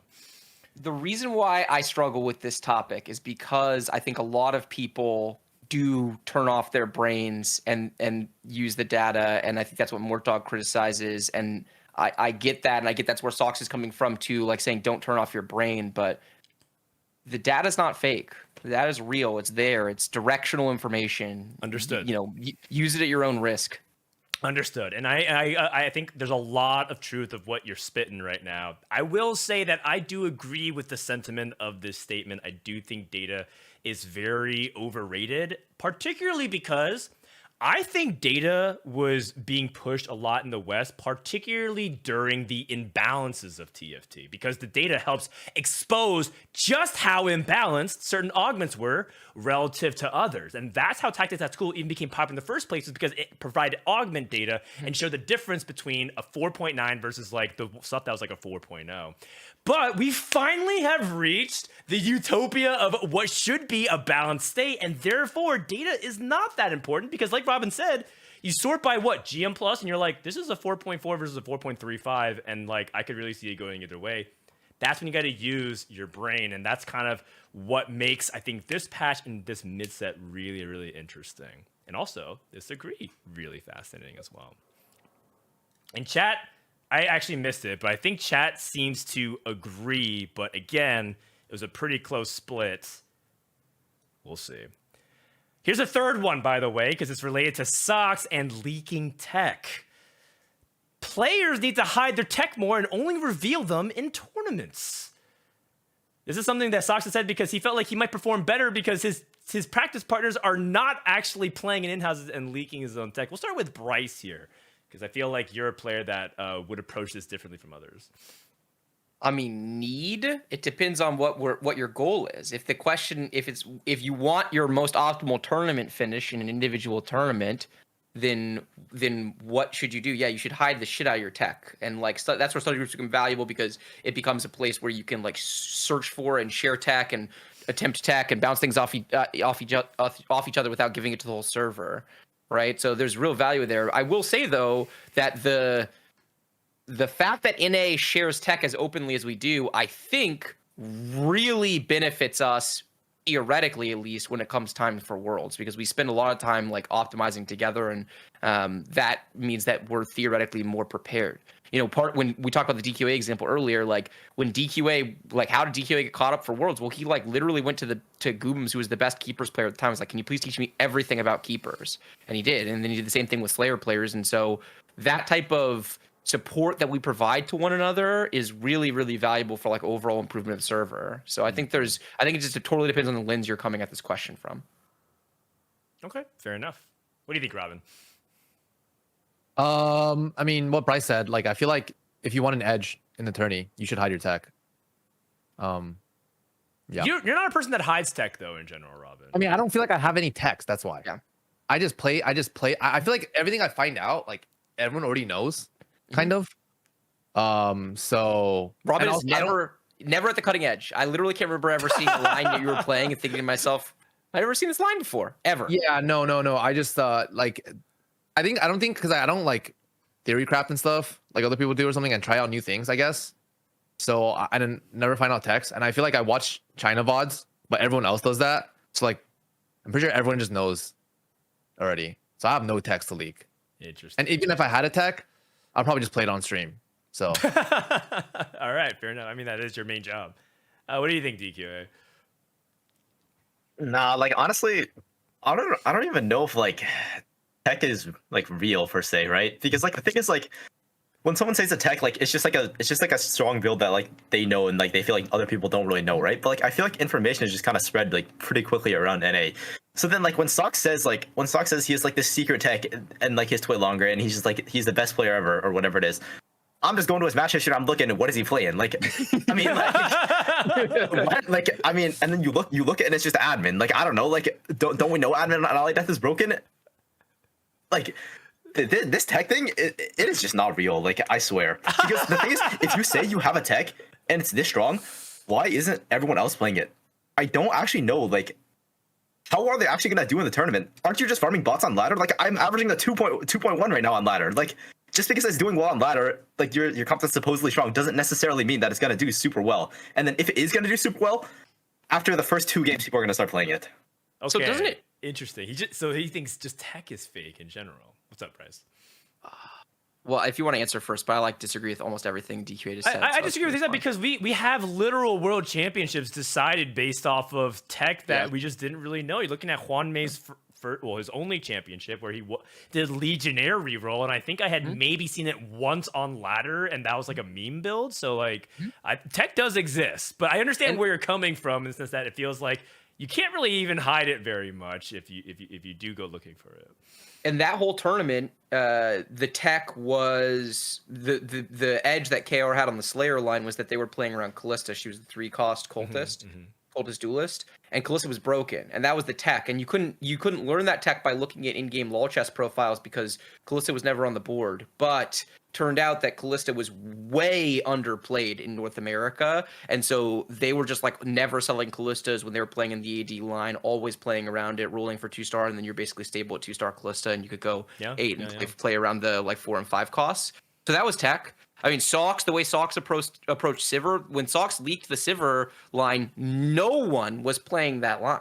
No one. Everyone thought it was dog shit. So he could have just said nothing. And will people learn it over the course of the event? Yeah, but they won't learn it as well. Because if you leak the tech a week in advance, then people get to like play it a bunch, try it out, figure out what's working, innovate on it, etc. You know, Clear, the cleansing safeguard thing, like Clear did not have to fucking write a simple how-to of the basics of what you need to know for that line. And some of that stuff wasn't even intuitive, like the 2 Lee Sins being broken because they were bugged, right? Like play two Lee Sins on your board. It's amazing how much worse that line was if you were only playing 1 Lee Sin on your board. All that is tech. Now, as the set goes on, there tends to be less tech out there because there's a lot more stuff that gets discovered. But that doesn't mean there's no tech. I think there's still some stuff out there that people are starting to catch on to. Well, chat is very split and ended up being 52-48. I think it was the agree again. It was a little bit fast. I was trying to look on the side. But yes, another really interesting topic. I personally would love to hide more tech, but that's because I'm selfish. I'm a caster. I want to be surprised in tournaments. I think it's really cool when we look over. And Robin does do some kind of unusual stuff. I remember one time he did like an unconventional Merc cash out in set 6 and went like Tryndamere reroll or something like that off of Merc, which is not what you usually do. You usually go into Urgot and twin shots from there. That was a really cool line, Robin. But that was like the one and only time I've ever seen you do something different. that was not a tech though. I just played what I hit. So okay, fair enough. But that was like the one time I thought that was tech. I thought that was tech that you knew because you were playing it so confidently. So I thought that it was like, wow, this is some Robin tech. It's the first time I've ever seen it. But now I found out that Robin was just kind of stumbling into it. Oh man! All right, that was a good game though. It was a fantastic game. It's one of the games I remember the most from you. All right, last one. We can make this real quick. I think it's a good one to end on before we go to our fantasy draft. The key to being the best TFT player is having fun and enjoying the game. This one's kind of a little bit of a layup. We'll start off with DQA here. Honestly, yeah, I agree. I think that like when I don't enjoy the game, when I don't like playing, I just am not motivated to get better. I feel like I feel like when I actually have fun playing, and like I'm enjoying learning, and I'm streaming not just the stream, but like because I actually want to get better, I actually want to improve at TFT. I feel like I'm just a lot more motivated to play, I guess. So I guess when the set is more fun to me, I mean, I just want to play a lot more, and that just makes me a better player, obviously. And then like, I just want to watch more, and yeah. All right. I love that answer, Robin. Oh, like agree. Like, does LeBron James hate basketball? No, he loves basketball and he enjoys basketball. Do I love TFT? Yes, I love TFT. That's why I'm the LeBron James of TFT. Oh, this is agree though. Man, it turns out we had a fifth degree. We have a fifth degree. Is Robin Song the LeBron of TFT? Okay, people say I'm the Tim Duncan of TFT. Is that true? Yeah, that you're way more Tim Duncan than you are LeBron. God. Yes, you are. You are. You are the big fundamental. You are the big fundamental. You're the least flashy S tier North American player by a fairly wide margin. Who do you guys think is LeBron then? No one right now. No one. No one. Oh, who's close? Milk, probably. The closest would probably not. Man. Okay, who's Sox then? Milk. Sox is probably in the conversation. It's longevity. Right now, LeBron's edge in terms of his legacy is longevity, and we don't have that much data to go off of right now. But it would have to be either Milk or Soji because they've been here since set one competing. That's basically it. So yeah. Don't say Soju, man. We'll see, man. He currently has as many Worlds appearances as you, Robin. So it's up to you to up the ante. It's up to you to enter. Yeah. Whoever wins Worlds first is probably the LeBron. No. For North America, they would just be the king and emperor. They'd be LeBron would be the K3 Soju of the NBA if Soju wins at Worlds, or Robin songs at this point. All right, Bryce. What about you? What do you think? Agree. If you like something, you can invest more into it. You'll get more out of it. Like being able to enjoy it makes you better for sure. All right. I mean, it's an easy agree for me. I think that it largely does the motivation because, in general, for North America in particular, it seems like our motivation is not always there across every competitive esports title. So anything that we can use to get additional motivation so that you can improve is a thumbs up from me. Chad, our most one-sided pool, and yet it was only a 60-40 split for agree. Thank you, Sox, for infinite content off your Twit longer. Good luck this weekend. And speaking of luck, let's get to the fantasy draft, shall we? Hold on, let me load this up real quick. So once more, Bryce, do a quick explanation just in case anybody has not watched any of our fantasy drafts before.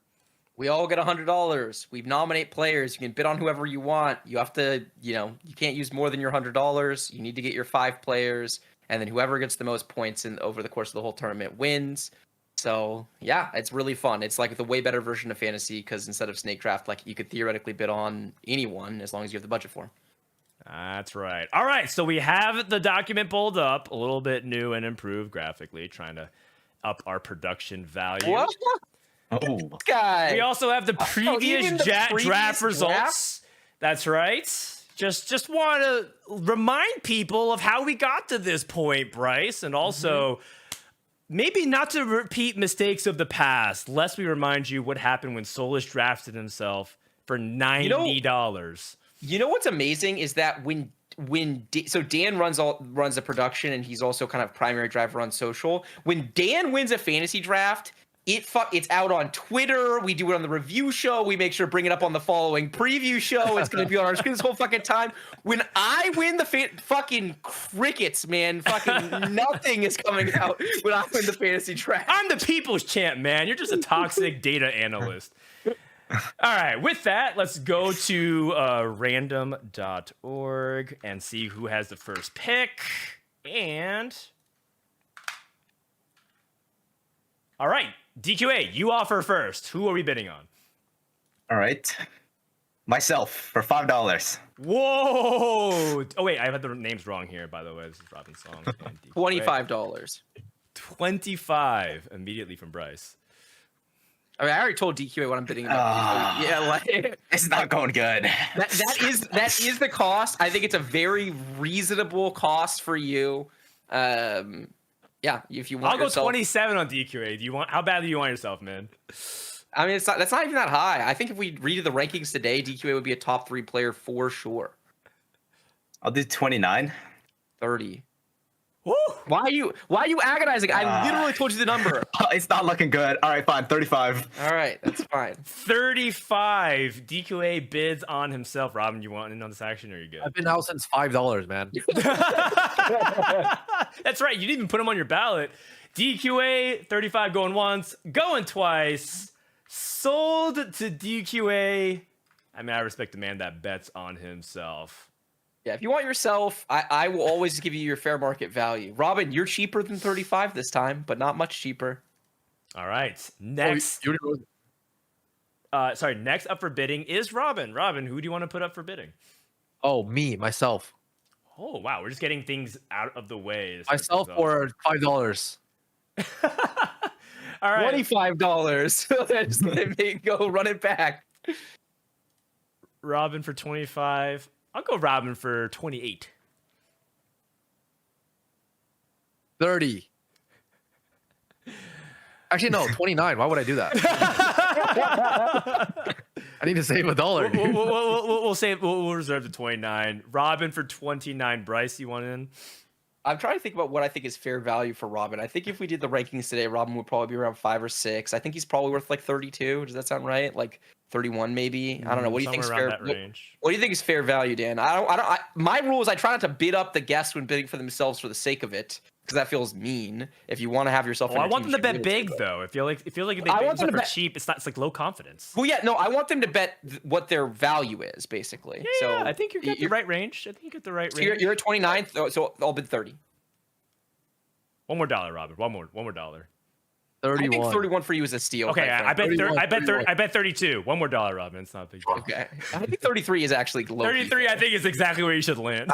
Yeah, I agree. I think that's fair. Fro doesn't want me. Let's just give myself to Fro. Yeah, I'd give Dan you for 32. That would be giga chat if you were bidding Yeah. yourself up for He them. thinks I really want myself. I don't even care if I have myself, honestly. You can take me for 32. Really? Oh, All right. really? You Oh. sure? It's just 33. I promise you'll have it for 33. I promise you'll have it for 33. Okay, 33. All right. All right, I'm not that big of a rat. I'm not that big of a really rat. didn't want me to. What about one If you more? had left him at 30, if you had given it to him for 32, he would have been like, "Oh, fuck." But it's like, dude, 33 for sure, man. Like, you get it for sure. Come on, please. Yeah, I would.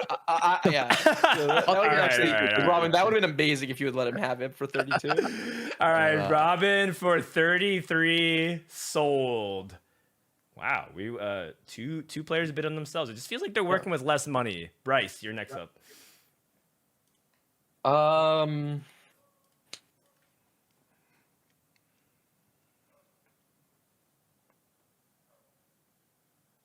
Keep in mind, it is a smaller field this time for the people. Pitsy for $1. Ooh, Pitsy. Pitsy for $1. We played in-house with him yesterday, right? Yeah. He did pretty well, I think. Yeah, I think so. Maybe it's okay to spoil it. We also did a caster fantasy draft, and Pitsy. I ended up drafting Pitsy. I actually do think highly of him. Pitsy. I get him. Okay, so Pitsy for $1 I'm good. going once. Wait. Who's it to? Bryce. Me. Bryce is currently putting on Pitsy. No, that's a steal. Huh? Oh wait, he's ranked 10 right now. Pitsy for $1 going twice. 50 for $2. Okay, $2 for from Robin Songs. He pulled up the tactics, not tools. All right. Does Bryce want Pitsy for $3, or was that bait? Did he set a trap? It for wasn't Robin? bait. I was very happy getting Pitsy for $1. I have to think about whether or not I want to do 3. It's It actually does. $3. Come on. No, it makes a big difference. It does. Yeah. The stats say you go 10 here. Just give me ranked Pitsy. Just give me Pitsy. It's fine. Pitsy for $2 going once. Pitsy for $2 going twice. I'm gonna pass. I'm gonna be sad about it. Pitsy, I hope you pop off, buddy. I really want to join my team. Whoa, sold to Robin Song. Pitsy for 2 buckaroos. That's a big steal. That could be a steal of the Pitsy, draft. don't let me down. That could You're a be the beast. steal of the draft. And Robin still has a lot of money to play with, and he has 2 solid players on his roster right now. Okay, I'm up next for bidding, and I'm gonna go with.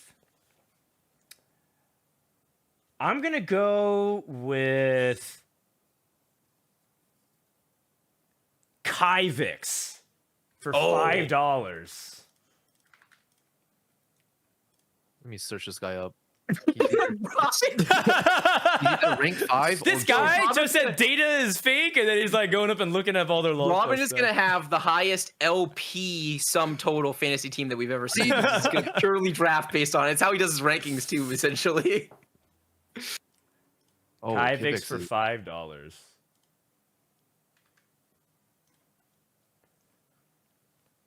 Am I gonna get Kyvix for $5? No one wants to bid on him.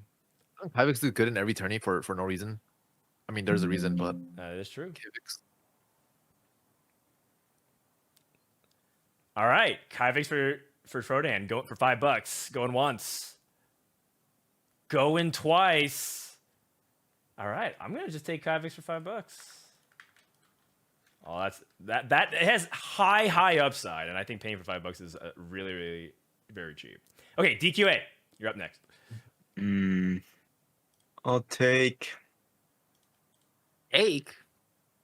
Soju for $3. K $3 Soju. Actually, you know what? Almost for the memes, I want no one else to bid on him. No, what? $10. Oh, he ruined it. Soju for $10 from Bryce. 11. 12. 13.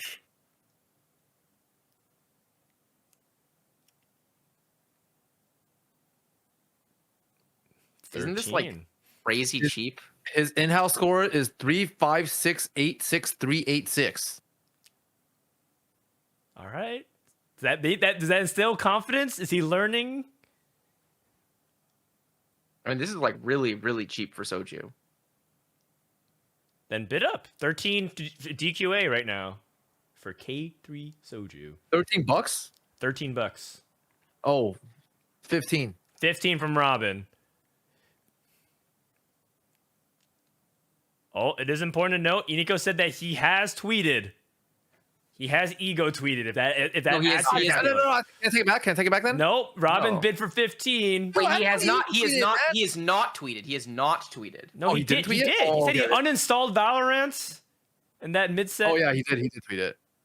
Winning. Oh, you're saying like okay, he has not. He's not actually officially. Right. Yeah. No, like these bots are free tweet. Ah, I see. Okay, so that's not the Soju ego tweet. Robin $16. DQA $16 on Cloud9's K3 Soju. Want to remind people in the chat that $16 is about the average expected value in terms of what you would spend if you believe them to be average. $16, $17. Wait, is that actually true? Isn't it just 20? All right, K3 Soju for $20. Ooh, okay. So Robin takes it for $20.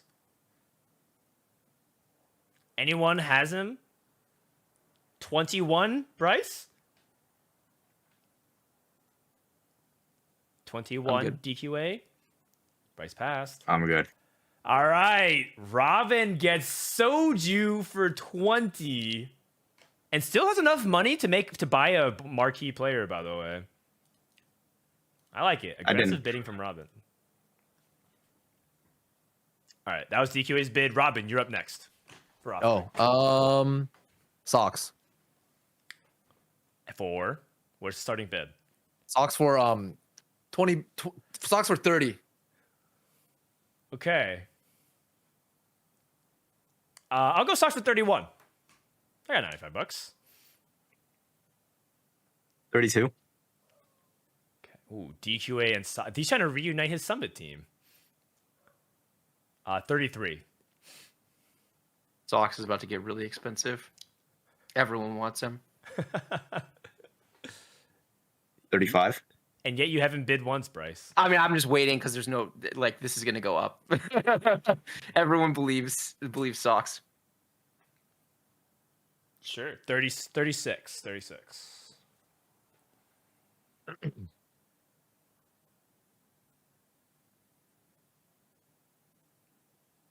So it's Bryce wants to bid me, or Robin wants to go all in here.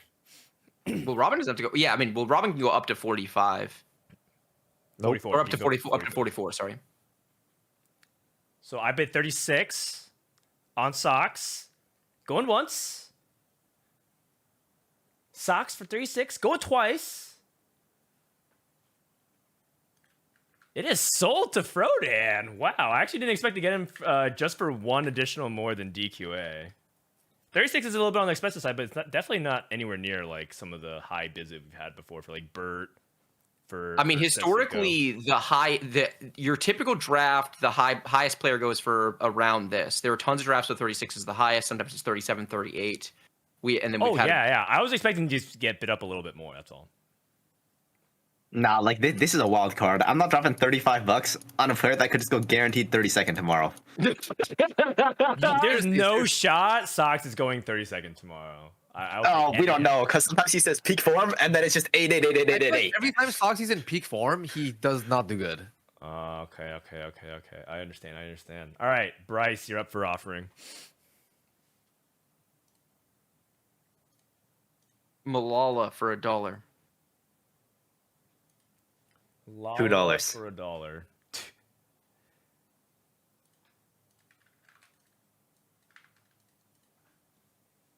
Well, Malala's a beast too, dude. Everyone's so good. What the hell? Every single time he has no idea. He's like, "Who is this person? How do you spell their name?" He types it in long chest. Oh, I see. They have lots of LP. $3.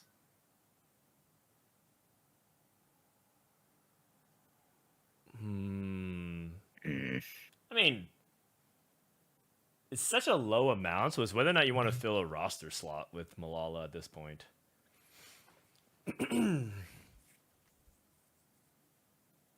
Malala for $3. DQA puts a 5 bid. Okay. Malala for 5. DQA. Bryce? I'm thinking. Is it just us, or is anyone else considering bidding?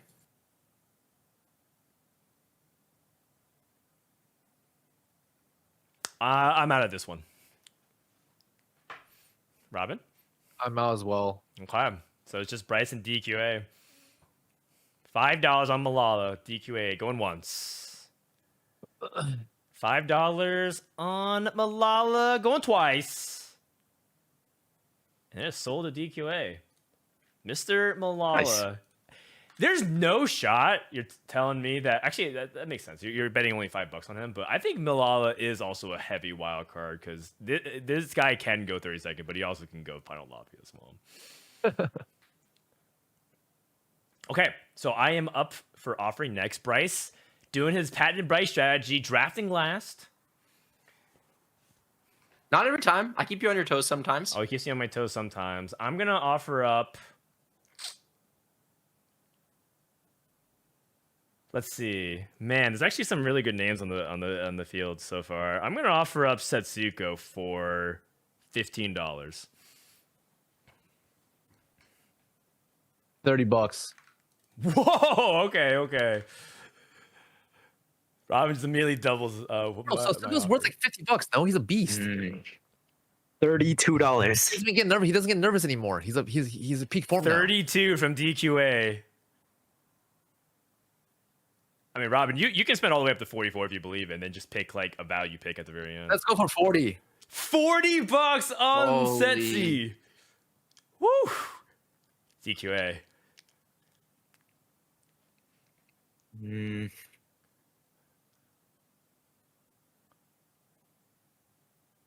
Setsuko. 41.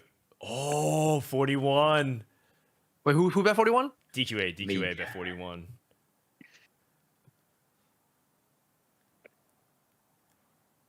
$42 Setsuko. 42 from Robin.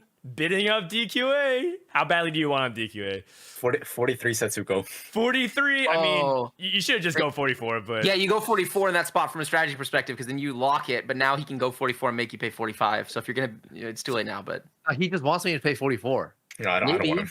I don't want him. you sure? Because right now you have him for 43. It's up to Robin to bid up 44 if you want. I mean, I'm not betting. I'm gonna get someone for $1. I mean, yeah, that happens all the time. Can I just get Soju, Prestipin, and Setsuko then? Regroup? No way. You can if you put 44 and DQA doesn't bid. Setsuko for 44. Whoa, here we go. Robin is all in. DQA, if you want it, just take it for 45. Is he worth that much? You tell me, buddy. Ugh. Setsuko for 44. Going once. No, I'll take him for 45. All right. And Bryce, I'm assuming you're out of this one. I'm out of this one. $45 to DQA. Damn. That is the highest value bet I think we've made. That is the highest we've ever gotten for a real bid. For a Yes, I real agree. bid. A non-Solus. Half the value of TSM Solus. But that has an asterisk on it. Okay. DQA, you're up for offering, by the way. You have $15. You have $15. You can only bet 14. You only can start the bidding at 14. I'll take.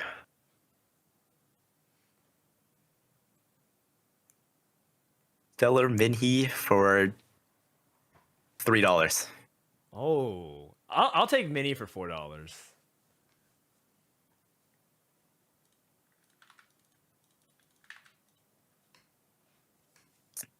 All right. Right now? Looks like no one else is jumping on the bidding. Stellar Minhee for $4. Going once. Going twice. I'll say 5. Okay. For $5. Stellar Minhee for $5. It's like this $5 range feels like it's like a established value tier, right? It's Bryce? a new tier that's emerging. Yeah. Actually, Yeah, it's a new tier. this is a new thing, and it's completely correct. Really interesting. I'll let Mini go for 5. I feel like that feels fair. Robin, Bryce, Nope. going once, going twice. Sold to DQA for $5. You know, DQA, your team is almost done, by the way, buddy. Well, It's looking good. He's almost out of money, so he's in good shape. That's right. Oh, Setsuko's also done as well. Okay, Robin, you're up next for offering. This soap for 30. Dish soap for 30. Bryce, you gotta eventually get someone on your team. Do I? Is that how this works? That is how it works. Dish soap for 30. I'll go 31.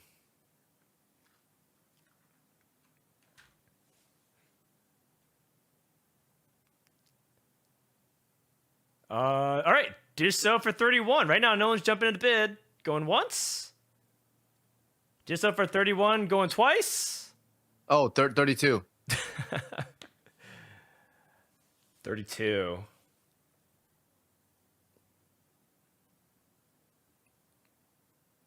$32.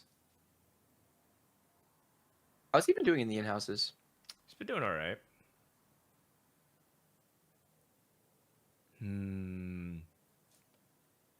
I'll go 33. 33 dish soap from Frodan. DQA's eliminated. It's up, Robin's still in it. Oh, 34.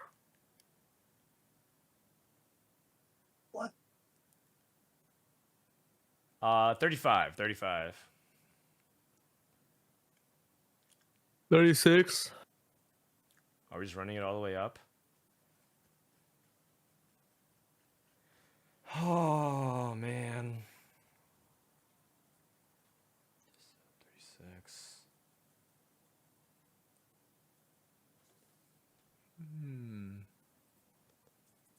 37. 37.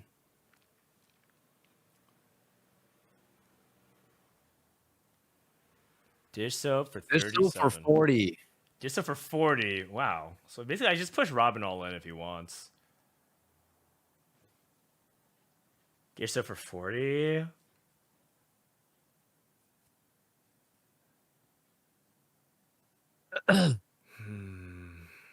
Okay. Dish soap for 41.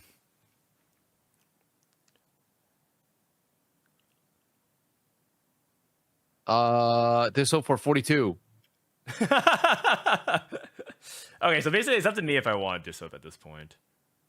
I basically pushed Robin all in. And Bryce, you want no action in this? I'm still thinking. I haven't decided if I'm like all the way out.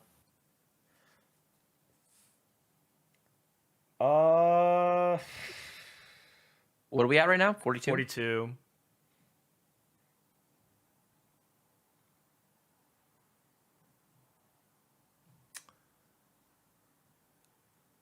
Jeez. Okay, dish soap for 42, going once for Robin. Dish soap for 42, going twice for Robin. I bid 44. 44 from Bryce. He pushes out Robin, which means that it's up to me if I want dish soap or not. And I think in the interest of making this draft way more interesting, I am going to let it slide. And it actually makes sense given the value charge. Dish soap sold to Bryce for $44, bringing him to his first pick and $56. You feel good about that one, Bryce? Yeah, I mean, I really wanted dish soap, but I wish he wasn't 44. But it was what it was. The way that the draft played out with Robin having this amount of money left, that kind of drove up the price of Setsuko and dish soap quite a bit. That's right. That's right. Okay. Dish soap was offered by Robin. Bryce, you're up to you're currently up to bid.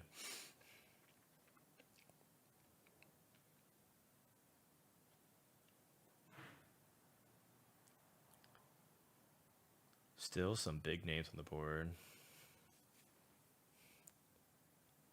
Not as many though. Clear for $1. Clear for $1.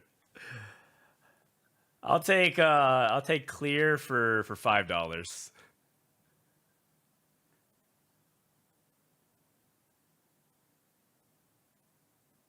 $10. $10. Nice. DQ is all in on clear. Wow, what a ringing endorsement, clear. Look at that. I'll take clear for 11.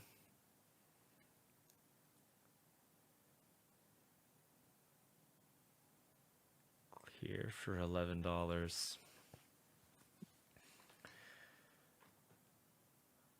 All right, clear for $11 going once. 12. Okay, 12. I'll go 13 on clear.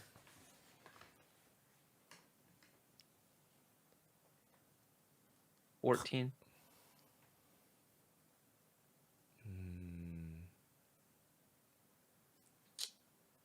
Okay, I'll go 16 on clear.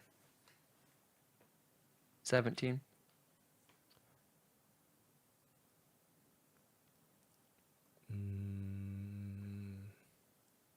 18. 19.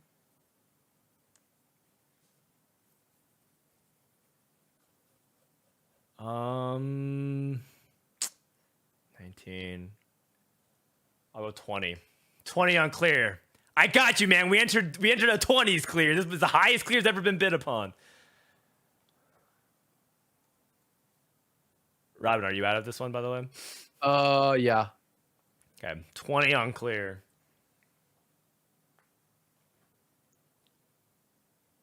Myself and Bryce. Yeah, I'm good. All right, I got clear for $20. Clear in chat. They call me the AP master. Bro, only you call yourself that. They meaning Clear TFT and his alt accounts in chat. All right, I'm next for offering. This draft is really interesting. Yeah, this has been one of the more interesting ones. I agree. It's been one of the really interesting ones. It also feels like it's been a while since we did a real draft because I know. This actually feels so pretty it competitive. feels different. Yeah. Yeah, it feels pretty competitive. I'm gonna go up with Wage and Iverson, and I'm gonna start him at 20.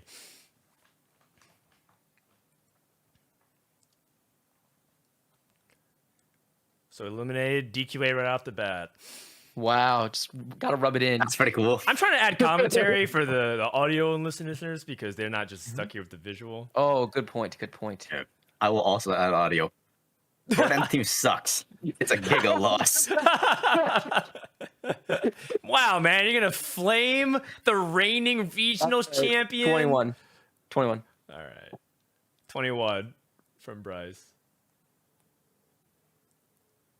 I'll go 22. All right, 25. 25.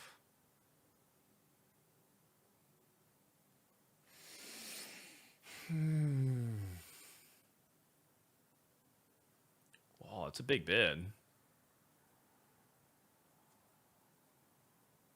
I didn't do a value sheet this time, Bryce, but I feel like this is probably the range I'd put him in. It's very difficult to value from here. I'll go 26. 26 from Bryce. I'm out. Robin, it's up to you if you want Wasian versus Bryce. Oh, sure. 20, 28. 28 on Wasian Iverson. What do you think, Bryce? 28.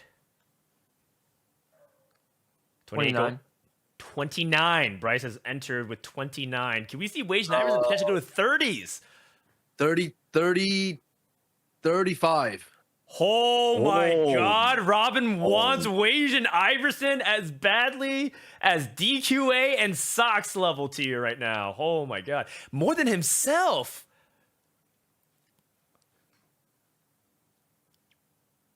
Man, the way this draft played out is so bad for me on so many levels. Woof. Like, terrible. 35. Wasian Iverson to Robin songs. Going once. Going twice. And it is sold to Robin songs. $35. Robin, I didn't expect you to spend that much money, but I mean, I guess you're trying to spend it on a big player that you think is left, right? It makes tons of sense from Robin. I mean, I just look at the competitor list. Yeah. Like, no flame. Who else is left? Yeah, honestly, I should have just bid him up. This is actually my spot is so bad. My spot is terrible. You're about to draft Disneyland. No flame. It's okay, Bryce. Disneyland, as we know, is where the true value of drafts is. That's where the entire finesse is of fantasy drafts and TFT. DQA, you're back on the board. You can bid up to $10 on somebody. All right. Kerm for $10. Kerm for $10. I'll take him for 15. Sorry, Daniel. Okay. 16. 20.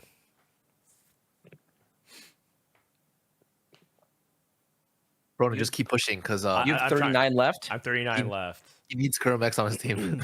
God, my spot is so fucking bad. It's so fucking bad. It doesn't even matter. Like, it's completely doomed either way. I just have to like that and that.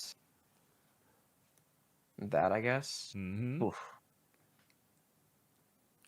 Oh, this spot is so fucking bad. What is it? It's 20 right now? 20 is the bid.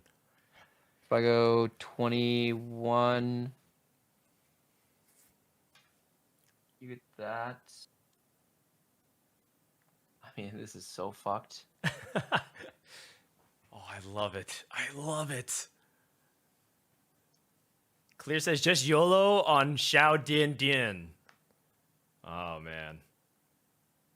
We might end up having to do something like that. All right, Okay, Kerm for okay. 20, going once. 21. Okay. 25. Oh.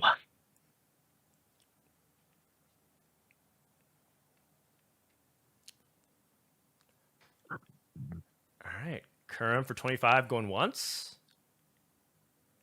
Kerm for 25 going twice. 26. 26. Interesting.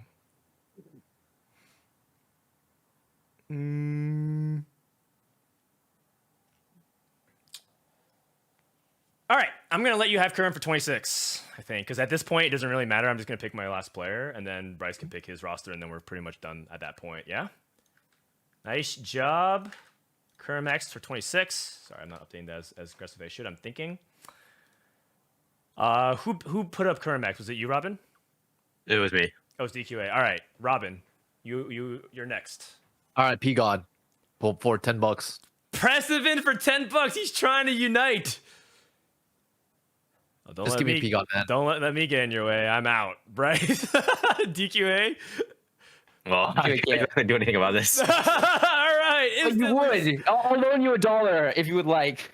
Instantly sold. Wow.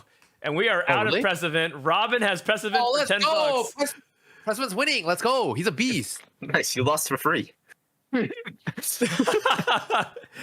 mean, historically, when people sleep on picks this hard, they tend to pop off historically. So history's on your side, Robin. All right. Bryce, you're next for offering. In Nico. For 420. 25. 28. Oh, that's your max bet. 29. I'll take Nico for 29. All right, my man. You know, by the way, last time Nico was on my fantasy team, we cleaned up. But this was pretty much the exchange, whether or not we wanted Kerm or Nico at this point between myself and Bryce. So Bryce now gets to pick. Well, not doesn't really get to pick. Basically, it's up to me. It's for me to offer. Right? Yeah, you have to. Yeah, you have to keep going. Because the I have to offers, keep going. sure. Okay. Yep. I'm gonna go. Oh, precedence off the board as well. I'm gonna go. Ripple Overdrive for $10. 11. Okay, so Bryce takes All right. Ripple. Sorry, DQA, you don't get the bid. Unlucky.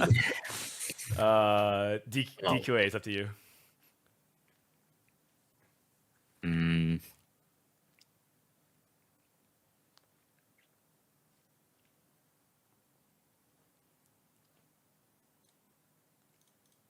Still some pretty solid names, but they're much bigger wild cards now. Yeah. Bosso skills for $10. Bosso skills for 10. It's whether or not you want it, Bryce. I'm pretty sure I do. Just give me 1 second. But just for the people to understand in chat the dynamic, if Bryce bets on Bosso skills, then he gets last pick. So then it's up to, then basically I pick and then DQA picks and then Bryce gets the final pick. So it's up to him if he thinks he I'm doomed here. values Bosso skills as the best. If he feels Bosso skills is the best of the rest. Oh, this is not good. Yeah, I take him.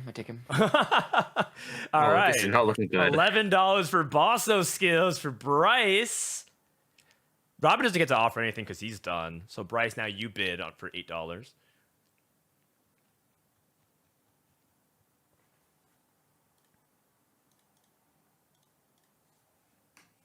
Broccoli. Broccoli for 10. He instantly takes Nice. it. The instant. He knows Wow, his strat. it's an APM diff. It's APM diff. I was like looking and trying to The update things. bailout. Oh my god, that is a production diff. Wait, what? You got broccoli for $10? Bailout for That's free. all we have. What's Ow. left? It's what's left. I mean, depends. It depends on if you like really believe on some of these other players. Well, no, I'm saying that the max amount of money left is $10. So yeah, the bid yeah. couldn't have gone higher than that. I'm not saying that I think broccoli's better or worse than Okay, left. so now it's like an interesting mind game here with. It's not a mind game. You literally just pick. Oh, it's my nom. It's your nom. Oh, I thought. Oh, you're right, because I saw you Robin literally was just pick. betting on it, but it's your okay. So it's Yeah, you basically who I literally just want pick. here. Yeah. Let's see: Buzzy, Cottontail, Garchomp, Garrett, G, J. Slinsky, Juku, KPK, Lil Top, Mike, Pros, Replay, Xiao Dian Dian, and Yogurt. Oh man! All right. I'm going to go off of track record and go a little bit crazy off script. I'm going to go with JD Zielinski for $10. This guy has been putting in the time. He's in my chat all the time as well, so I feel like I got to honor that. And also, Robin pointed out that his results have been looking good this set, so. JD, it's time, man. Okay, I think I'm going Lil Top. Little Top for $8. Man, no love for the XTD. This guy's about to win the whole tournament. All right, well, that does it. Okay, no love for replay. That's illegal, I feel like. Okay, yeah, I think Doesn't he have GM buff right now? Didn't we talk about this? Didn't he run down like 800 LP? Oh, really? Oh, never mind then. Wait, was it him? I thought it might have been somebody else, but No, I'm pretty Oh, sure it was him. replay. It was replay. Because I remember JD thought you were talking about him. He was like, "What are you talking about? I'm like 1500 right now." And then it was like, "No, we're talking about replay, man." All right, look, chat.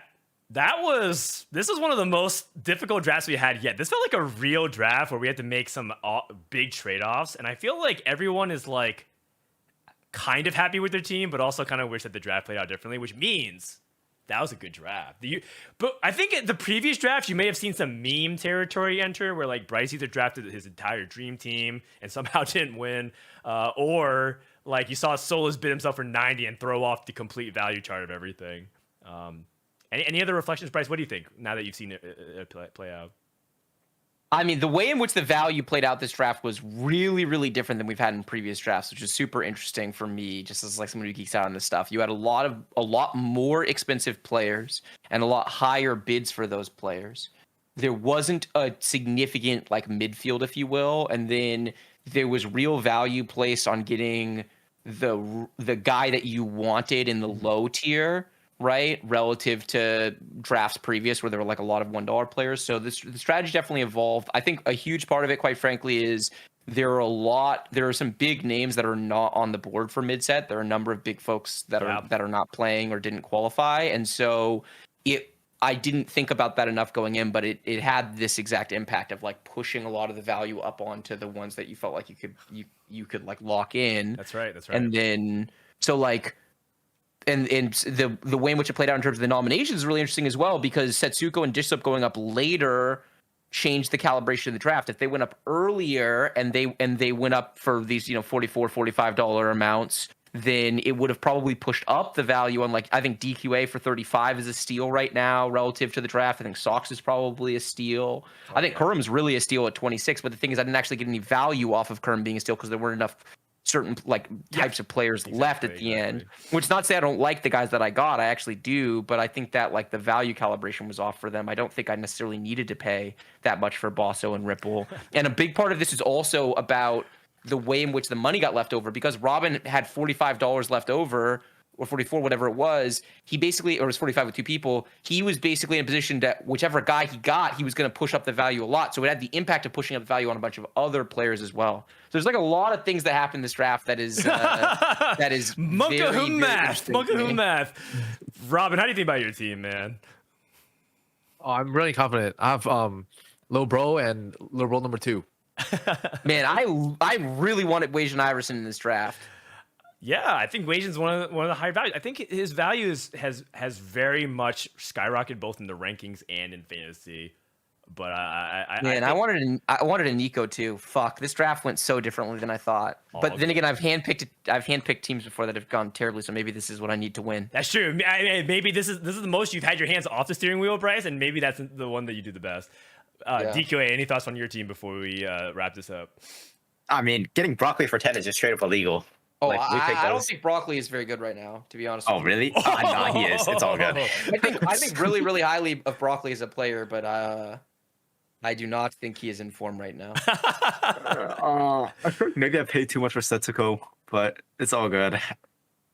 I mean, relative to like what you got from like Minhee and Malalu, who honestly they're kind of similar in terms of like that tier. Broccoli just typed 32nd Lamau. That's good.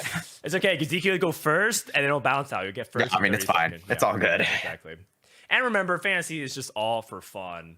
The real stakes starts tomorrow at midset. Oh wait, I forgot that the whole reason why we set this entire show up is to talk about the tournament tomorrow. I should probably put that up. Yeah, that's right. There's a mid-set finale. Bryce and I are casting. Let me pull up that graphic. Alongside Crowan, Casanova, and Necro will be hosted at twitch.tv/teamfighttactics. I know because some people were asking me, are you co-streaming mid-set finale? We are not. Bryce will be there covering the action. I think, people are probably going to be coaching. I think Ramblin might be doing something like that. So make sure to hang out with them if you so desire.